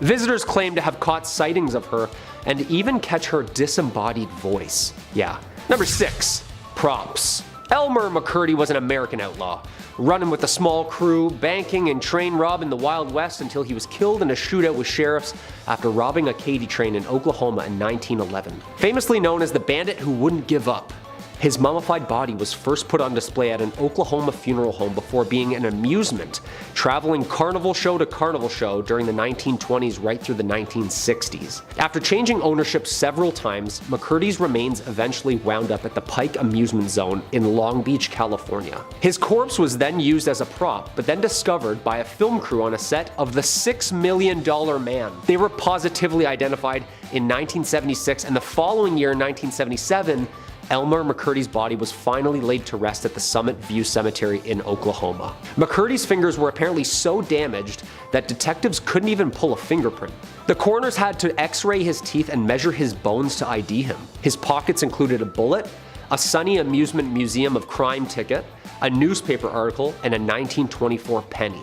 Yeah, that's terrible. Just weekend at Bernieing him for like 60 years set to set, not really knowing it's a real body? People will do anything for money, won't they? Number 5. Operation High Jump. Operation High Jump, officially named the United States Navy Antarctic Developments Program, launched in 1946 to 1947, an operation to establish an Antarctic research base organized by Admiral Richard E. Byrd. High Jump included 4,700 men, 13 ships, and 33 aircrafts. The war's end signaled the onset of the atomic age and a desire to secure supplies of uranium.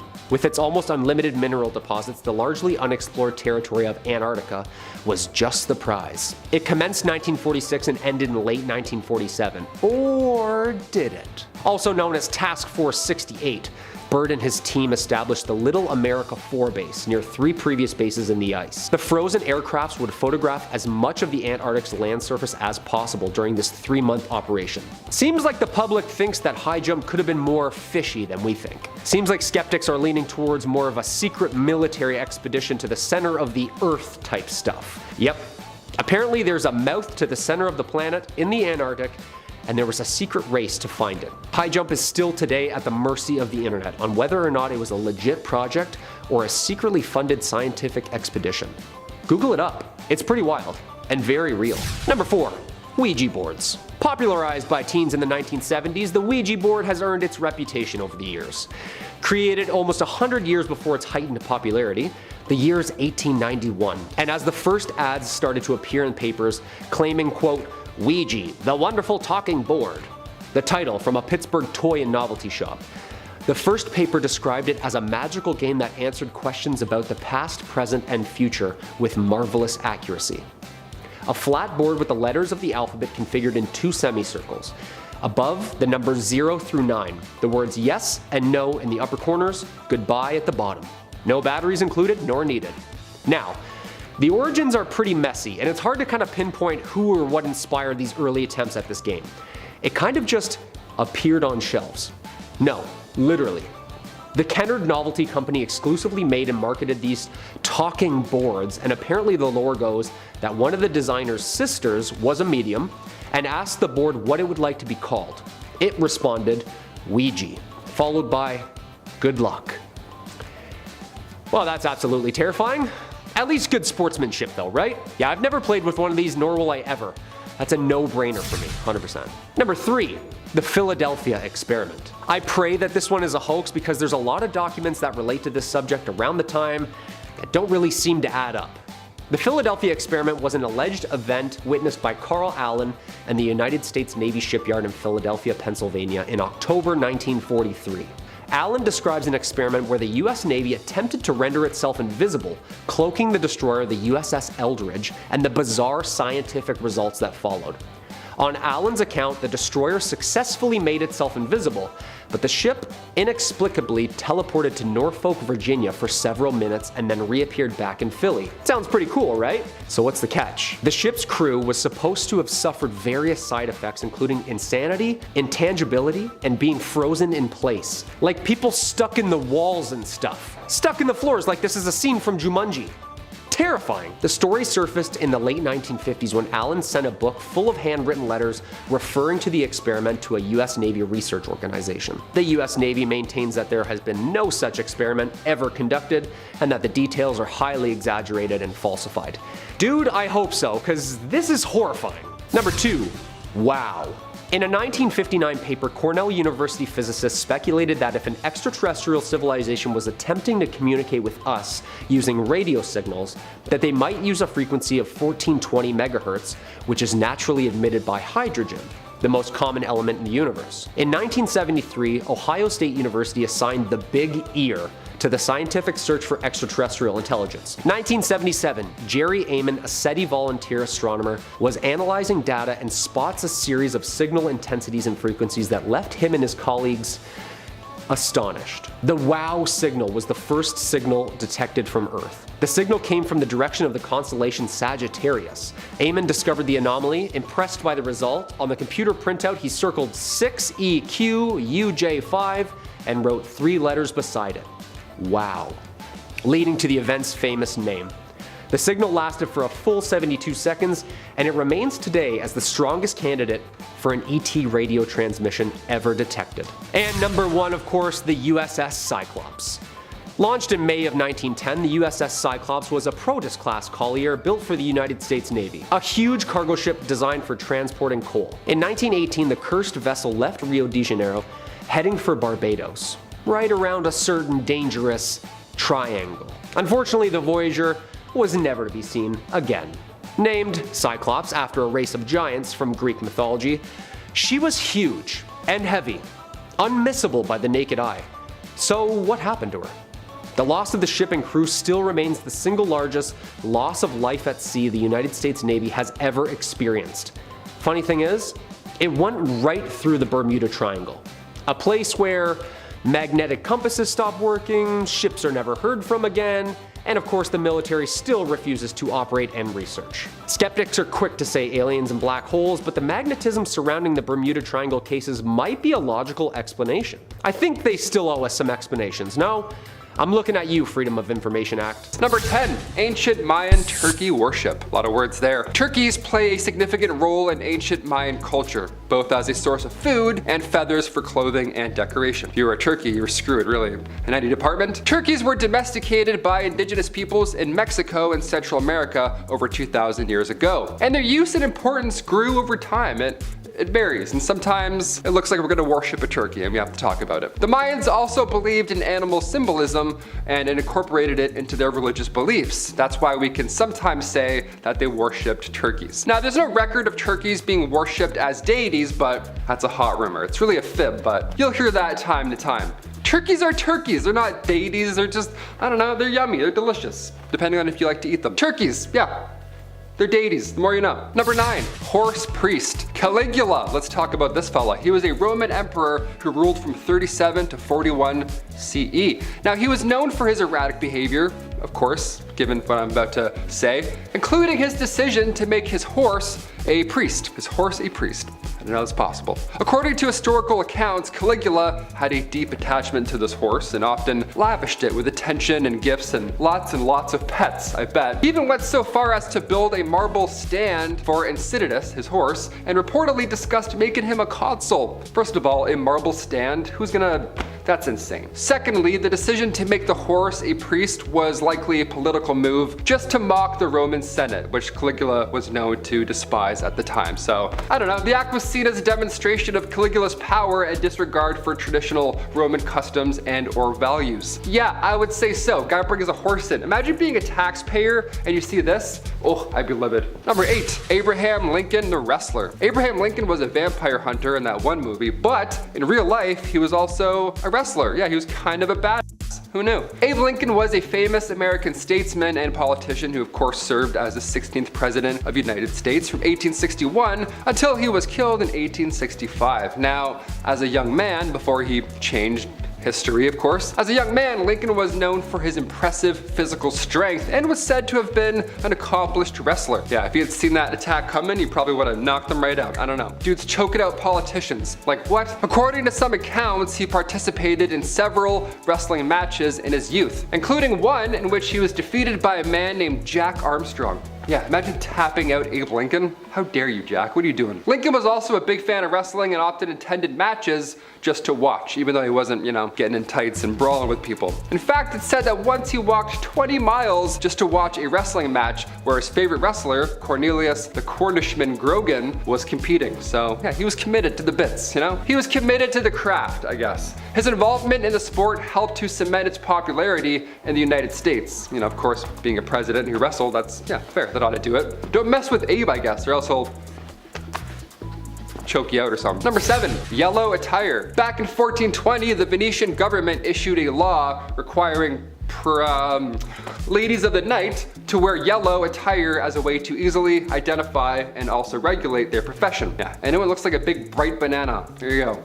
Look at your banana. The law was intended to control the spread of sexually transmitted disease and prevent the moral decay of Venice. So that was their solution. Hey, we're gonna wear yellow tops now. That'll solve everything. Nice. These ladies were required to wear a yellow veil and a yellow tunic, but they were also prohibited from wearing any expensive clothing or jewelry. Yeah, no personality, no fun at all, just business. The color yellow was chosen because, well, it was associated with betrayal, envy, and illness. All things sex, I guess. The law remained in effect until the end of the 16th century. My dad has a really bright yellow shirt. I have a new nickname for him now. Can't wait to call him after I'm done filming this one. Called Banana Bill. It's a good one. Number 6, no tennis. Yeah, you wanna play doubles? Think again, pal. How dare you? The 1495 tennis law, it was real. It was a French law that prohibited the playing of tennis in public spaces. So if you're gonna do it quietly and privately in your own home, all right? How dare you? Don't even think about playing tennis. Even after this video, don't do it. The law was enacted by King Charles VIII to address concerns about the game being too violent. Yeah, it was supposedly being used to train for combat and the potential for public disorder. Tennis. Yeah, who knew? The law also imposed penalties for those caught violating it, including confiscation of property and imprisonment. Yeah, what are you in for? I was playing doubles with my mother-in-law, so now I'm in prison, I guess. Huh. Yeah, you killed 9 people. Nice. Can't wait to bunk with you. Despite its intended purpose, the law did not prevent the game from being played, obviously. Can't stop us, pal. It slowly evolved into our modern day tennis, which we love. I love it. It's awesome. Tennis is very intense, also. I don't disagree with any of these laws put in place. My father and I got in a bout one time over the lines. Gotta watch those lines. You need a line guy if you're playing tennis. You need it. Number 5, not reporting a dead body. Yeah, this was a big deal. I mean, it still is, but hear me out. This one reminds me of Stand By Me. What a classic. You can find dead whales, dead bodies. It's the dark ages. You gotta find a lot of things, but you gotta report them, all right? It's the law. You gotta report dead whales and you gotta report dead people. Both very important. In medieval times, roughly around 1240, the law surrounding the discovery of a dead body, well, it varied depending on the region and the time period, of course. But generally, if somebody discovered a dead body, they were required to report it to the courts, or the lords rather, my lady. So quiet. That's all medieval times right there. Failure to do so could result in punishment, as it was considered suspicious behavior, which, you know, fair. We'll ask some questions regardless, no matter what. More often than not, the finder would be asked to provide information about the circumstances surrounding this death, including any possible suspects. Yeah, take a guess, detective, no pressure. In some cases, the finder may have been entitled to a reward for discovering the body, and in other cases, well, you yourself could be charged with the death of said body. So, I don't know, 50-50. Let's do one of these. Oh, I didn't see anything. See ya. Number 4, no stealing dead whales. I mentioned it. You want to know more? Sure, let's do it. I'm not sure how one would do this, first of all, without the help of 490 of their closest friends, because whales are pretty heavy. But the no stealing dead whales law originated in the 17th century in England, where beached whales at the time, they were considered a valuable commodity due to their oil, their meat, their bones, whatever. The law made it illegal at this point to take a beached or stranded whale without permission from authorities or lords, and violation of the law could result in fines or imprisonment. Again, imagine going to jail for a whale. Your bunkie has 19 kills. You're like, yeah, I took a whale, so have at her. I can't get a kayak into water without pulling something. You're telling me medieval mobs, hungry mobs, drag whales back home? That's impressive, really, if anything. Guys must have been jacked. Nice leg workout. All beached whales in the UK have belonged to the king or the queen since 1324. One guy back in the early 2000s, he actually offered a dead whale to Her Majesty, but she politely declined. But he was doing it right, you know what I mean? He read some medieval books. He was like, good evening. All right, bring it in. Number 3, Abel and Baker. Okay, we often remember Laika, the space dog, and her 103-minute cosmic journey around Sputnik 2. Very short and sweet trip there. But does anybody remember Abel and Baker? These two? Are you kidding me? This was America's version of Laika. This was less than 2 years later. On May 28th, 1959, the United States launched 2 female primates, Abel and Baker, into space. Yeah, we launched monkeys into space. Then we made them snowboard and make movies about skateboarding. But first, we launched them into space, which was crazy. This mission lasted 15 minutes and they both safely returned back home with trauma. Lots of monkey trauma. The monkeys weren't injured from the cosmic commute, but a radio message came in shortly after they splashed down in the Atlantic, and the message said no injuries or other difficulties. It said Abel, Baker, perfect. Yeah, perfect. I mean, probably not, but they were alive, so perfect enough. I don't think we can blast any more primates into space going 10,000 miles an hour. That's just my guess, but this was 1959. Things have changed a bit. Abel sadly passed away shortly after the flight. Meanwhile, Baker got all that fame. She got really famous. She was getting 150 letters a day, like fan mail letters. How is space? What's it like? Were you in movies? Can you skateboard as well like that guy on TV? Imagine if she had Twitter back then. Oh man, these ladies are icons. Never mind Laika. Hit that thumbs up for Abel and subscribe for Baker. Here we go. They're watching right now. They're watching you do it, so you better do it. Number 2, the boot. We'll finish with some medieval punishments because, I'm watching Game of Thrones again right now, so why not? Let's do this. The boot was interesting. This was a scary punishment that you won't believe actually happened. We didn't learn about this one back in school. The device at hand here was a massive oversized boot, large enough to fit both of your feet, and it was also made of iron or copper. You see where I'm going here. While these boots were often brazed onto the floor, so the accused couldn't move around anywhere, and most of the time they were sitting upright. Now the boots at this point were filled with boiling water, or worse, molten lead. And from that point on, well, it's not gonna be great for you, is it? Another medieval punishment involving boots, which is somehow worse in my opinion, was first seen in Ireland. They were lightweight metal boots that were filled with water, individual, then they heated your feet over a fire until the water inside started to boil out the top of the boot. So, I don't know which one's worse, honestly. I'd rather the first one because then it would be faster, know what I mean? I'm not watching something boil.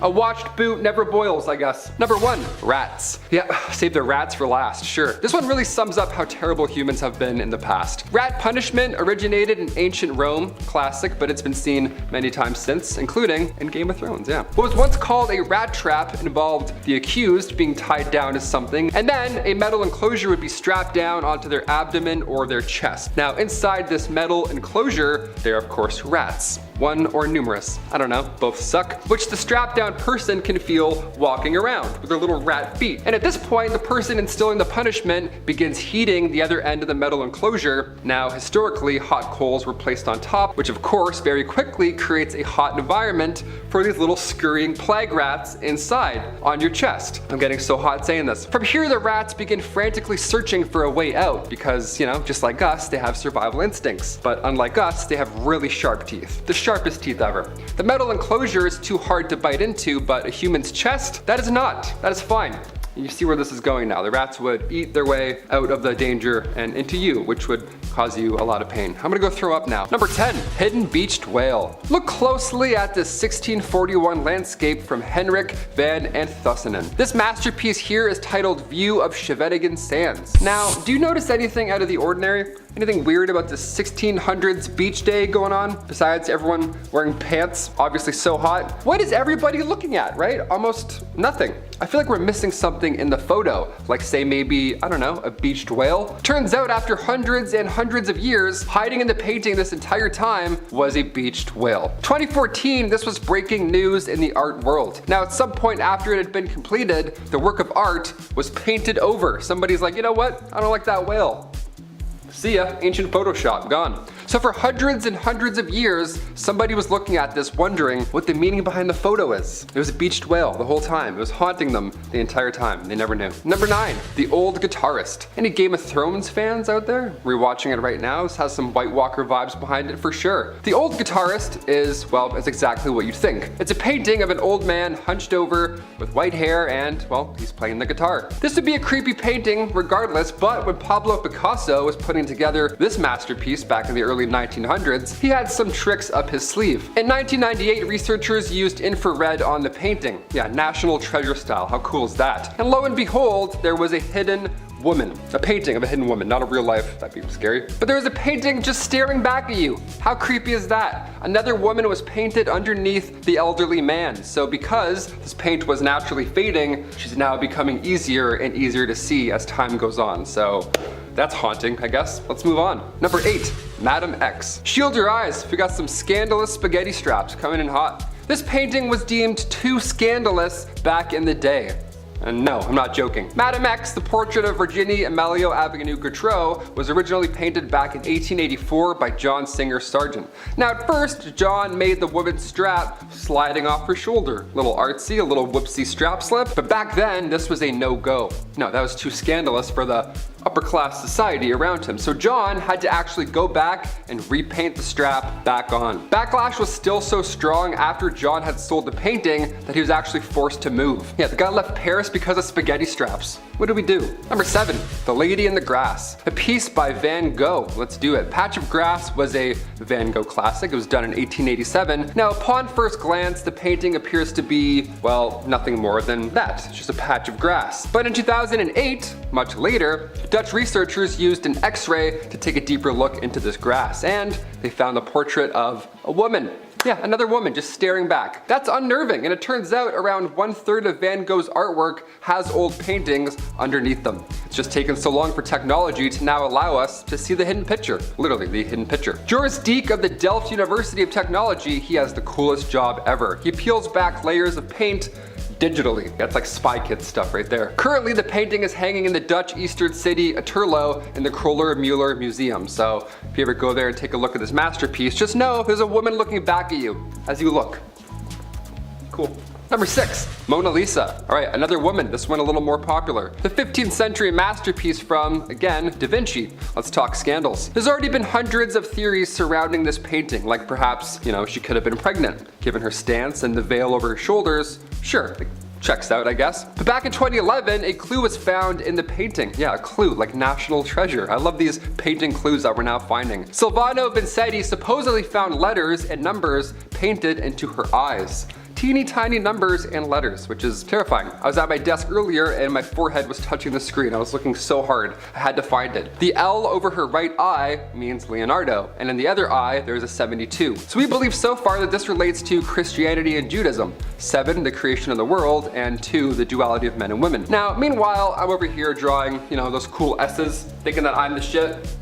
Nothing, not even close to this level. Artists are insane. Number 5, Cafe Terrace at Night. Upon first glance, you can tell this is a piece done by the fabulous Vincent van Gogh. The blue tones, the streaks. I mean, I myself recently did the Van Gogh experience downtown Toronto, and it was mesmerizing. I have a few pints, go look at walls move around. That's good, I guess. While his 1888 painting Cafe Terrace at Night looks like a quiet late night summer dream, there's something sinister really going on. Now, I'm not a Van Gogh expert myself by any means, but Jared Baxter definitely is. And back in 2015, Jared brought forth this idea that Cafe Terrace at Night was really Van Gogh's version of The Last Supper. And it checks out. The figure in the center with the long hair, the 12 surrounding individuals, one of which is slipping into darkness. I don't know, it all makes sense now. Can't unsee it. Jared Baxter also believes there are hidden crucifixes in this painting, so that's fun. Keep your eyes peeled, I guess. If you're doing Where's Waldo, amp it up a bit. Number 4, Bill Clinton. We've all heard that clip downloading music growing up. I did not have sexual relations with that woman. Maybe that's in this painting. If you listen closely, you can hear it. Back in 2006, former US President Bill Clinton showed off this beautiful portrait of himself done by the incredible artist John Nelson Shanks. Now, as far as portraits go, this is beautiful. The art is beautiful,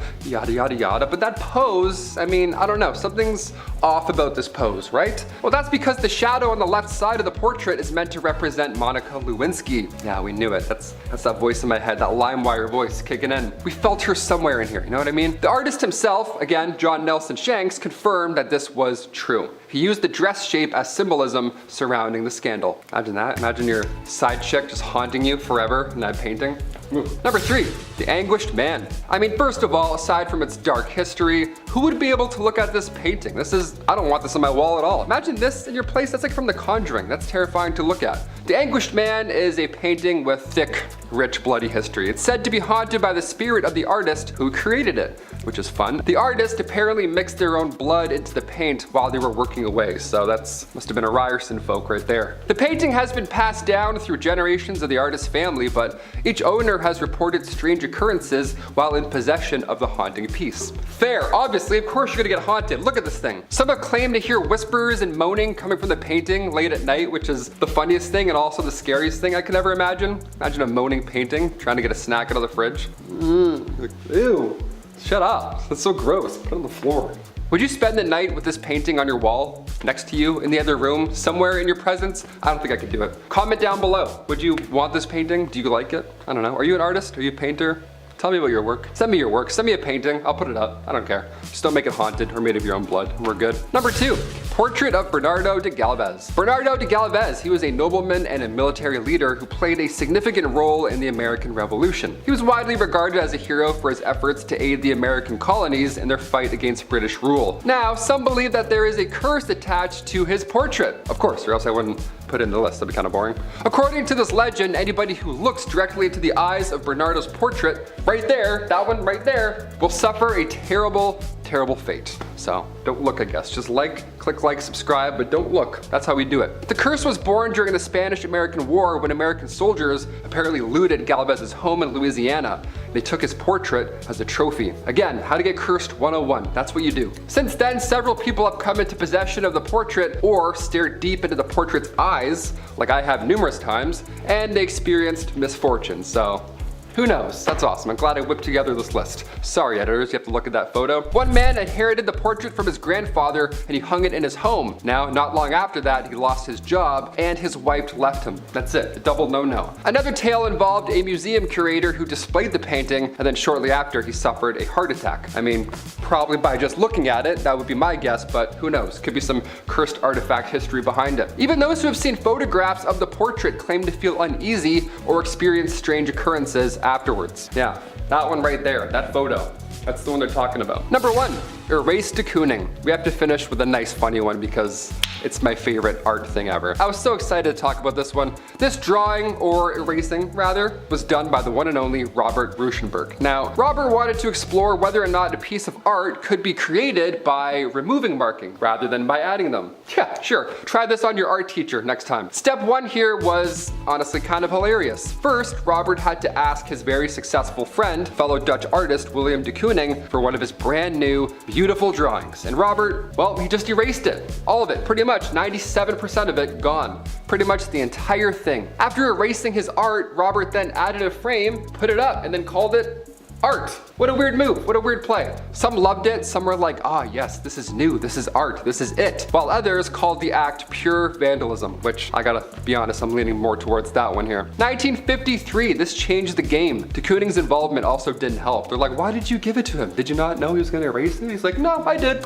I don't know. Scandals, art scandals, who knew? In at number 10 is the Brethren, and it's way less cooler than it sounds. Living an almost Amish way of life, this pilgrim-esque cult is actually led currently by one of Forbes' richest men alive, who lives in a $5 million mansion while his followers aren't even allowed to travel outside of their communities. They have small sites around the world and follow some extreme expectations such as men must work at their exclusive businesses, women stay at home. Brethrens are not permitted to eat at non-Brethren restaurants, stay in hotels, or even live in apartment buildings in a non-member neighborhood. They can't have a swimming pool or use a computer unless it was created and approved for Brethren use by a Brethren company. The internet is a pipeline to filth, so Brethren businesses provide cell phones and computers with a software called WordX that permits only word processing, spreadsheets, accounting programs, and email, but no internet. Women are only to dress from neck to wrist and neck to ankle coverage styles and have a ribbon or scarf in their overtly long hair. Men need to be clean shaven and dress in business casual. Brethren children are to live at home with their parents until the day that they are married. Typically the women get married young because their purpose is to be a dutiful wife and produce lots of children. The Brethren genuinely believe that those on the outside of the cult, especially those who left, are evil and living life wrong. Getting kicked out or withdrawn from in this community keeps members in check, as losing this lifestyle means being condemned to hell to them. It can be argued between their Messiah being a man of God figure that changes from one billionaire to another every so often, and their exclusive, strict, and elitist premises is that these qualities seem to be an antithesis of what religious movements are supposed to be. But I guess that's up to their eccentric billionaire god. In at number 9 is Crazy for Coconuts. It's a little confusing, but here goes. This German nudist dude, August Engelhardt, was so devoted to the consumption of coconuts that he started a cult about them. Loving nothing more than chafing sand and a good sunbird, Engelhardt loved sunlight and the tropics. So he started a group of like-minded individuals in Papua New Guinea. While the others were a little more normal at first, Engelhardt went hard and only consumed coconuts from day one. He was convinced that the sun was the source of all life, and the coconut, because it grew on top of palm trees closer to the sun than any other food, was clearly the best food in the world. He used his big fat inheritance to publish journals about his coconut beliefs in order to develop what he called the Order of the Sun, wherein members would worship the sun with him. It worked, mostly because it was his money that was shipping people out there. Free relocation to the tropics, eat fruit, and dance nude under the sun. Come on, even I'd pack up, let's be real. Even at its peak, the cult never hit 100 members because they had a bad habit of, well, not surviving, only eating coconuts. There were no doctors, and this is an island known for venomous animals and potential illnesses that can be hard to treat. Accidents were also an issue, as many of these people had no idea how to navigate island living and were also physically weakened from, you guess it, only eating coconuts. Even Engelhardt was eventually wasting away from coconut exclusive dieting. He couldn't walk, was severely malnourished, afflicted with ulcers, he weighed under 100 pounds and was having seizures, all thanks to a diet of non-stop coconut and generally poor living conditions. Number 8 is one I struggle not to laugh about. It's the Prince Philip movement. Prince Philip had many titles and honors being a British royal, but did you know in a remote South Pacific colony he was actually believed to be a deity? This is a wild ride, but the Prince Philip movement, a sect followed by the Yehonanan tribe on southern island of Tanna and Vanuatu, believed him to be the pale son of an ancient mountain spirit. The origins of Philip's divine status and why he's assumed to be the spirit's son is unclear. It's believed this mountain spirit's son, though, would travel to a distant land marrying a powerful lady and in time return, which solidified to the people of Tanna the belief that Philip was the embodiment of the spirit when he and the queen visited Vanuatu in 1974, when he was still unaware of his status as a deity there. The love of Philip was so strong that the British resident commissioner in Vanuatu requested the special photographs on behalf of the people, which Philip actually granted. In return, they sent him a pig slaughter club that he posed with at Buckingham Palace for them. He also met privately with a group of 5 Tanna community members that were flown to Britain for a reality show meet and greet. The photographs of Prince Philip remained with the chief Jack Nevaeh, who died in 2009, having never saw his dream of the Duke's return to Tanna realized. For decades, 2 villages on the Vanuatuan island of Tanna have revered the Duke of Edinburgh as a godlike spiritual figure. At his passing, the peoples mourned deeply, and BBC reported that a private message to the Queen Queen Elizabeth had even been given to journalists at scene, who conveyed it to the British officials before her passing. This one is kinda wacky in a fun way. Number 7 is Raelism. Rael has had a colorful life. Race car driver, cabaret singer, and alien communicator. He called the aliens the Elohim, and the pitch of his cult is that the Elohim are historically mistaken for gods by ancient civilizations and are the explanations for many of the great wonders of the world and historic advancements. He says Elohim had hybrid children with humans that were prophets to humanity for news about their origins. Examples of these prophets were said to be Buddha, Gandhi, Muhammad, Jesus, and of course Rael himself. They also believed Earth is in the age of apocalypse and we need to harness new scientific and technological development for peaceful purposes, and that when this has been achieved, the Elohim will return to Earth and share their technology with humanity to establish a utopia. As a result, on their compound in France and then Quebec, Raelians have sought to build an embassy for the Elohim that incorporates a landing pad for their spaceships, as well as gardens and temples. Rael's other interests included rampant banging, so of course he had a harem with the fun title Order of Angels. He was also super into the idea of cloning and created Clonaid, an organization that engaged in the research of human cloning, but their 2002 claim of a successful clone is highly scrutinized, as no scientific proof was found, and it was also brought to the public attention. Most of the staff had no education in science. Regardless, the international Raelism movement claims tens of thousands of members, the majority in the francophone areas of Western Europe and North America and parts of East Asia. They often attract younger members due to their endorsement of LGBTA and women's rights, as well as aid in climate and nuclear protests. Also, the aliens apparently promised us alien pleasure bots, so I think some people just want to see if that's for real. My feet-phobic people, it's time to tune out. Number 6 is the foot reading cult. Let's unpack this whole disaster. To start, leader Hogan Fukunaga claims to be the reincarnation of both Jesus and Buddha and can diagnose followers' problems by simply examining their feet, and that they would die if they were not examined appropriately. But in reality, he is a money-grubbing millionaire who took advantage of the sick and fearful. New members were initiated by being forced to stay up for days and run around the streets yelling cheesy self-help book lines like "I am living a happy and healthy life," after they'd have the joyous opportunity of being shoved into private rooms where they're intimidated by thugs into giving the cult more money. Hogan charged a whopping $900 per foot reading sessions, and people who are conducting said foot readings are not qualified medical professionals in any way and have no idea what they're talking about. They take advantage of desperate people who come in for sessions looking for answers and end up leaving paying obscene amounts of money on sessions, ornaments, scrolls, books. There are numerous accounts of people who failed to attend all of Fukunaga's sessions and are guilt-tripped, told that they would die or their illnesses were their own fault. In 1987, the group gained official recognition as a religious corporation, and the businessman started raking in over $30,000 monthly from his scams. Naturally, the authorities are on his tail for tax evasion and 3 lawsuits of fraud, which in a 1-year window after turned into 1,000 lawsuits of fraud, totaling in 5.4 billion yen owed. Freedomites are number 5, and they are a subcult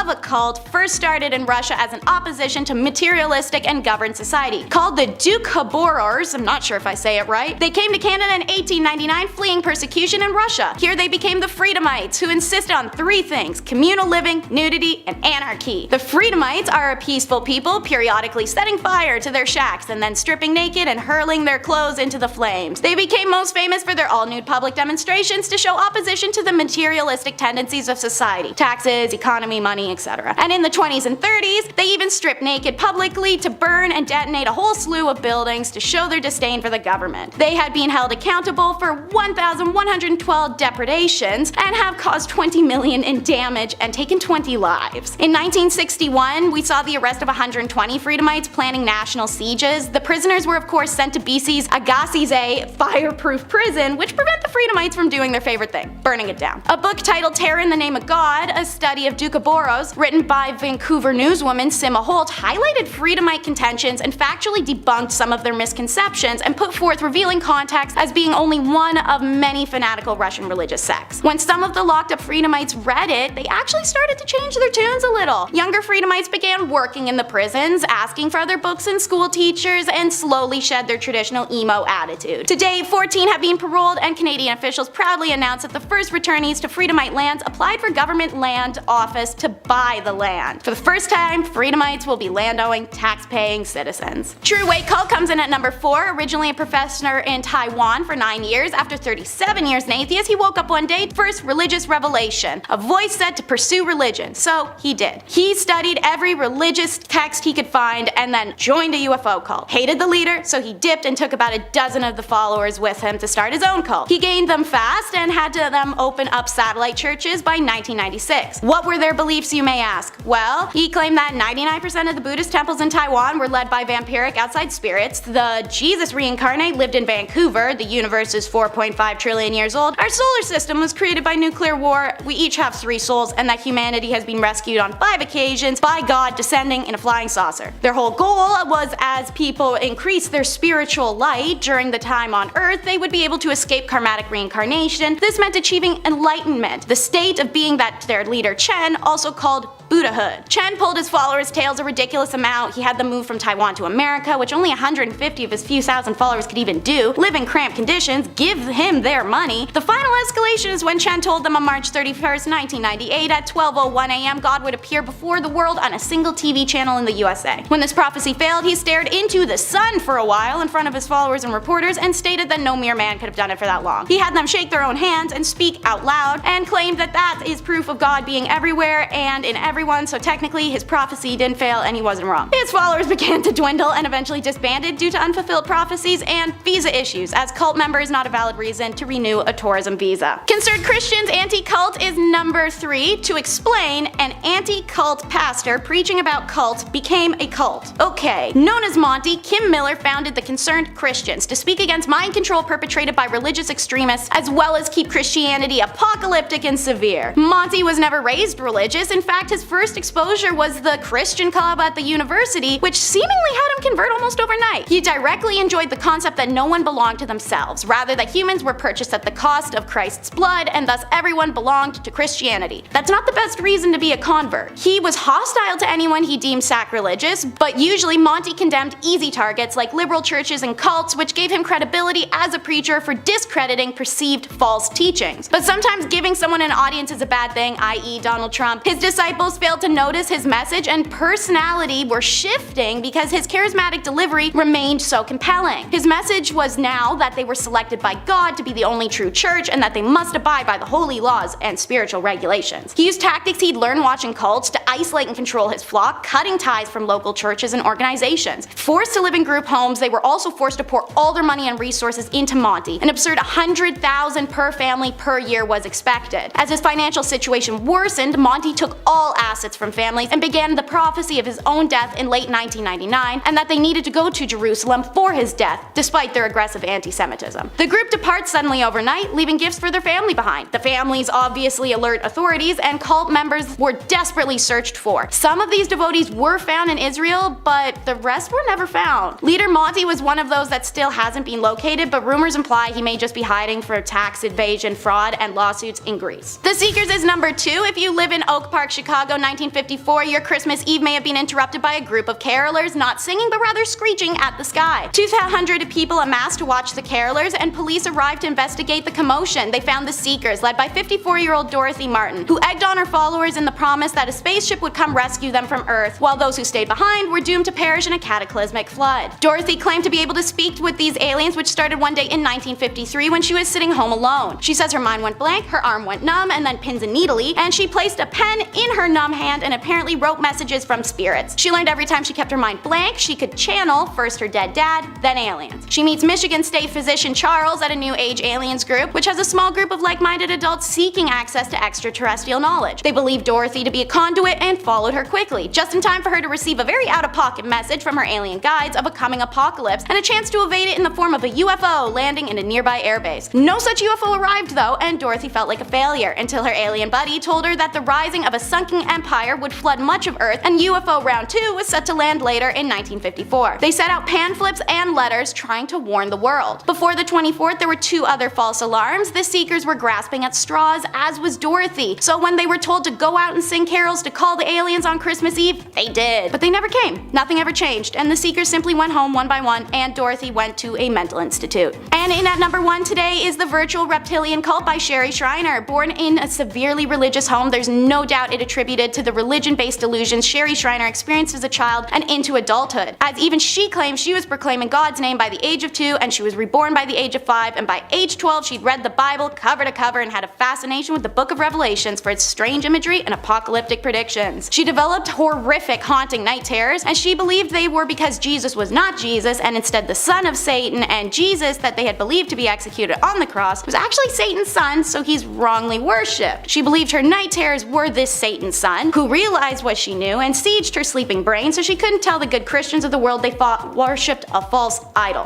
Whew. She'd given herself a new title as King David's granddaughter as well, and she believed that she had also discovered the alien agenda and that aliens are paranormal and creating the biggest deception of all time, and they aren't extraterrestrial but subterranean and live amongst us in secret underground bunkers. It's the early 2000s, so Sherry hits YouTube to tell the world her theory. Between that and her web domain in 2004, Sherry had an online following of 2,100 people who also believed that demonic alien reptiles were sent by Satan to take over the world. After lots of money grubbing and Sherry becoming rich off of snake oils, this goofy nightmare ends in tragedy when a follower of Sherry takes her own life on Sherry's advisement, and another had his significant other take his. Sherry passes away not long after herself in 2018, anticlimactic from natural causes. You can still visit her active website and YouTube channel today though.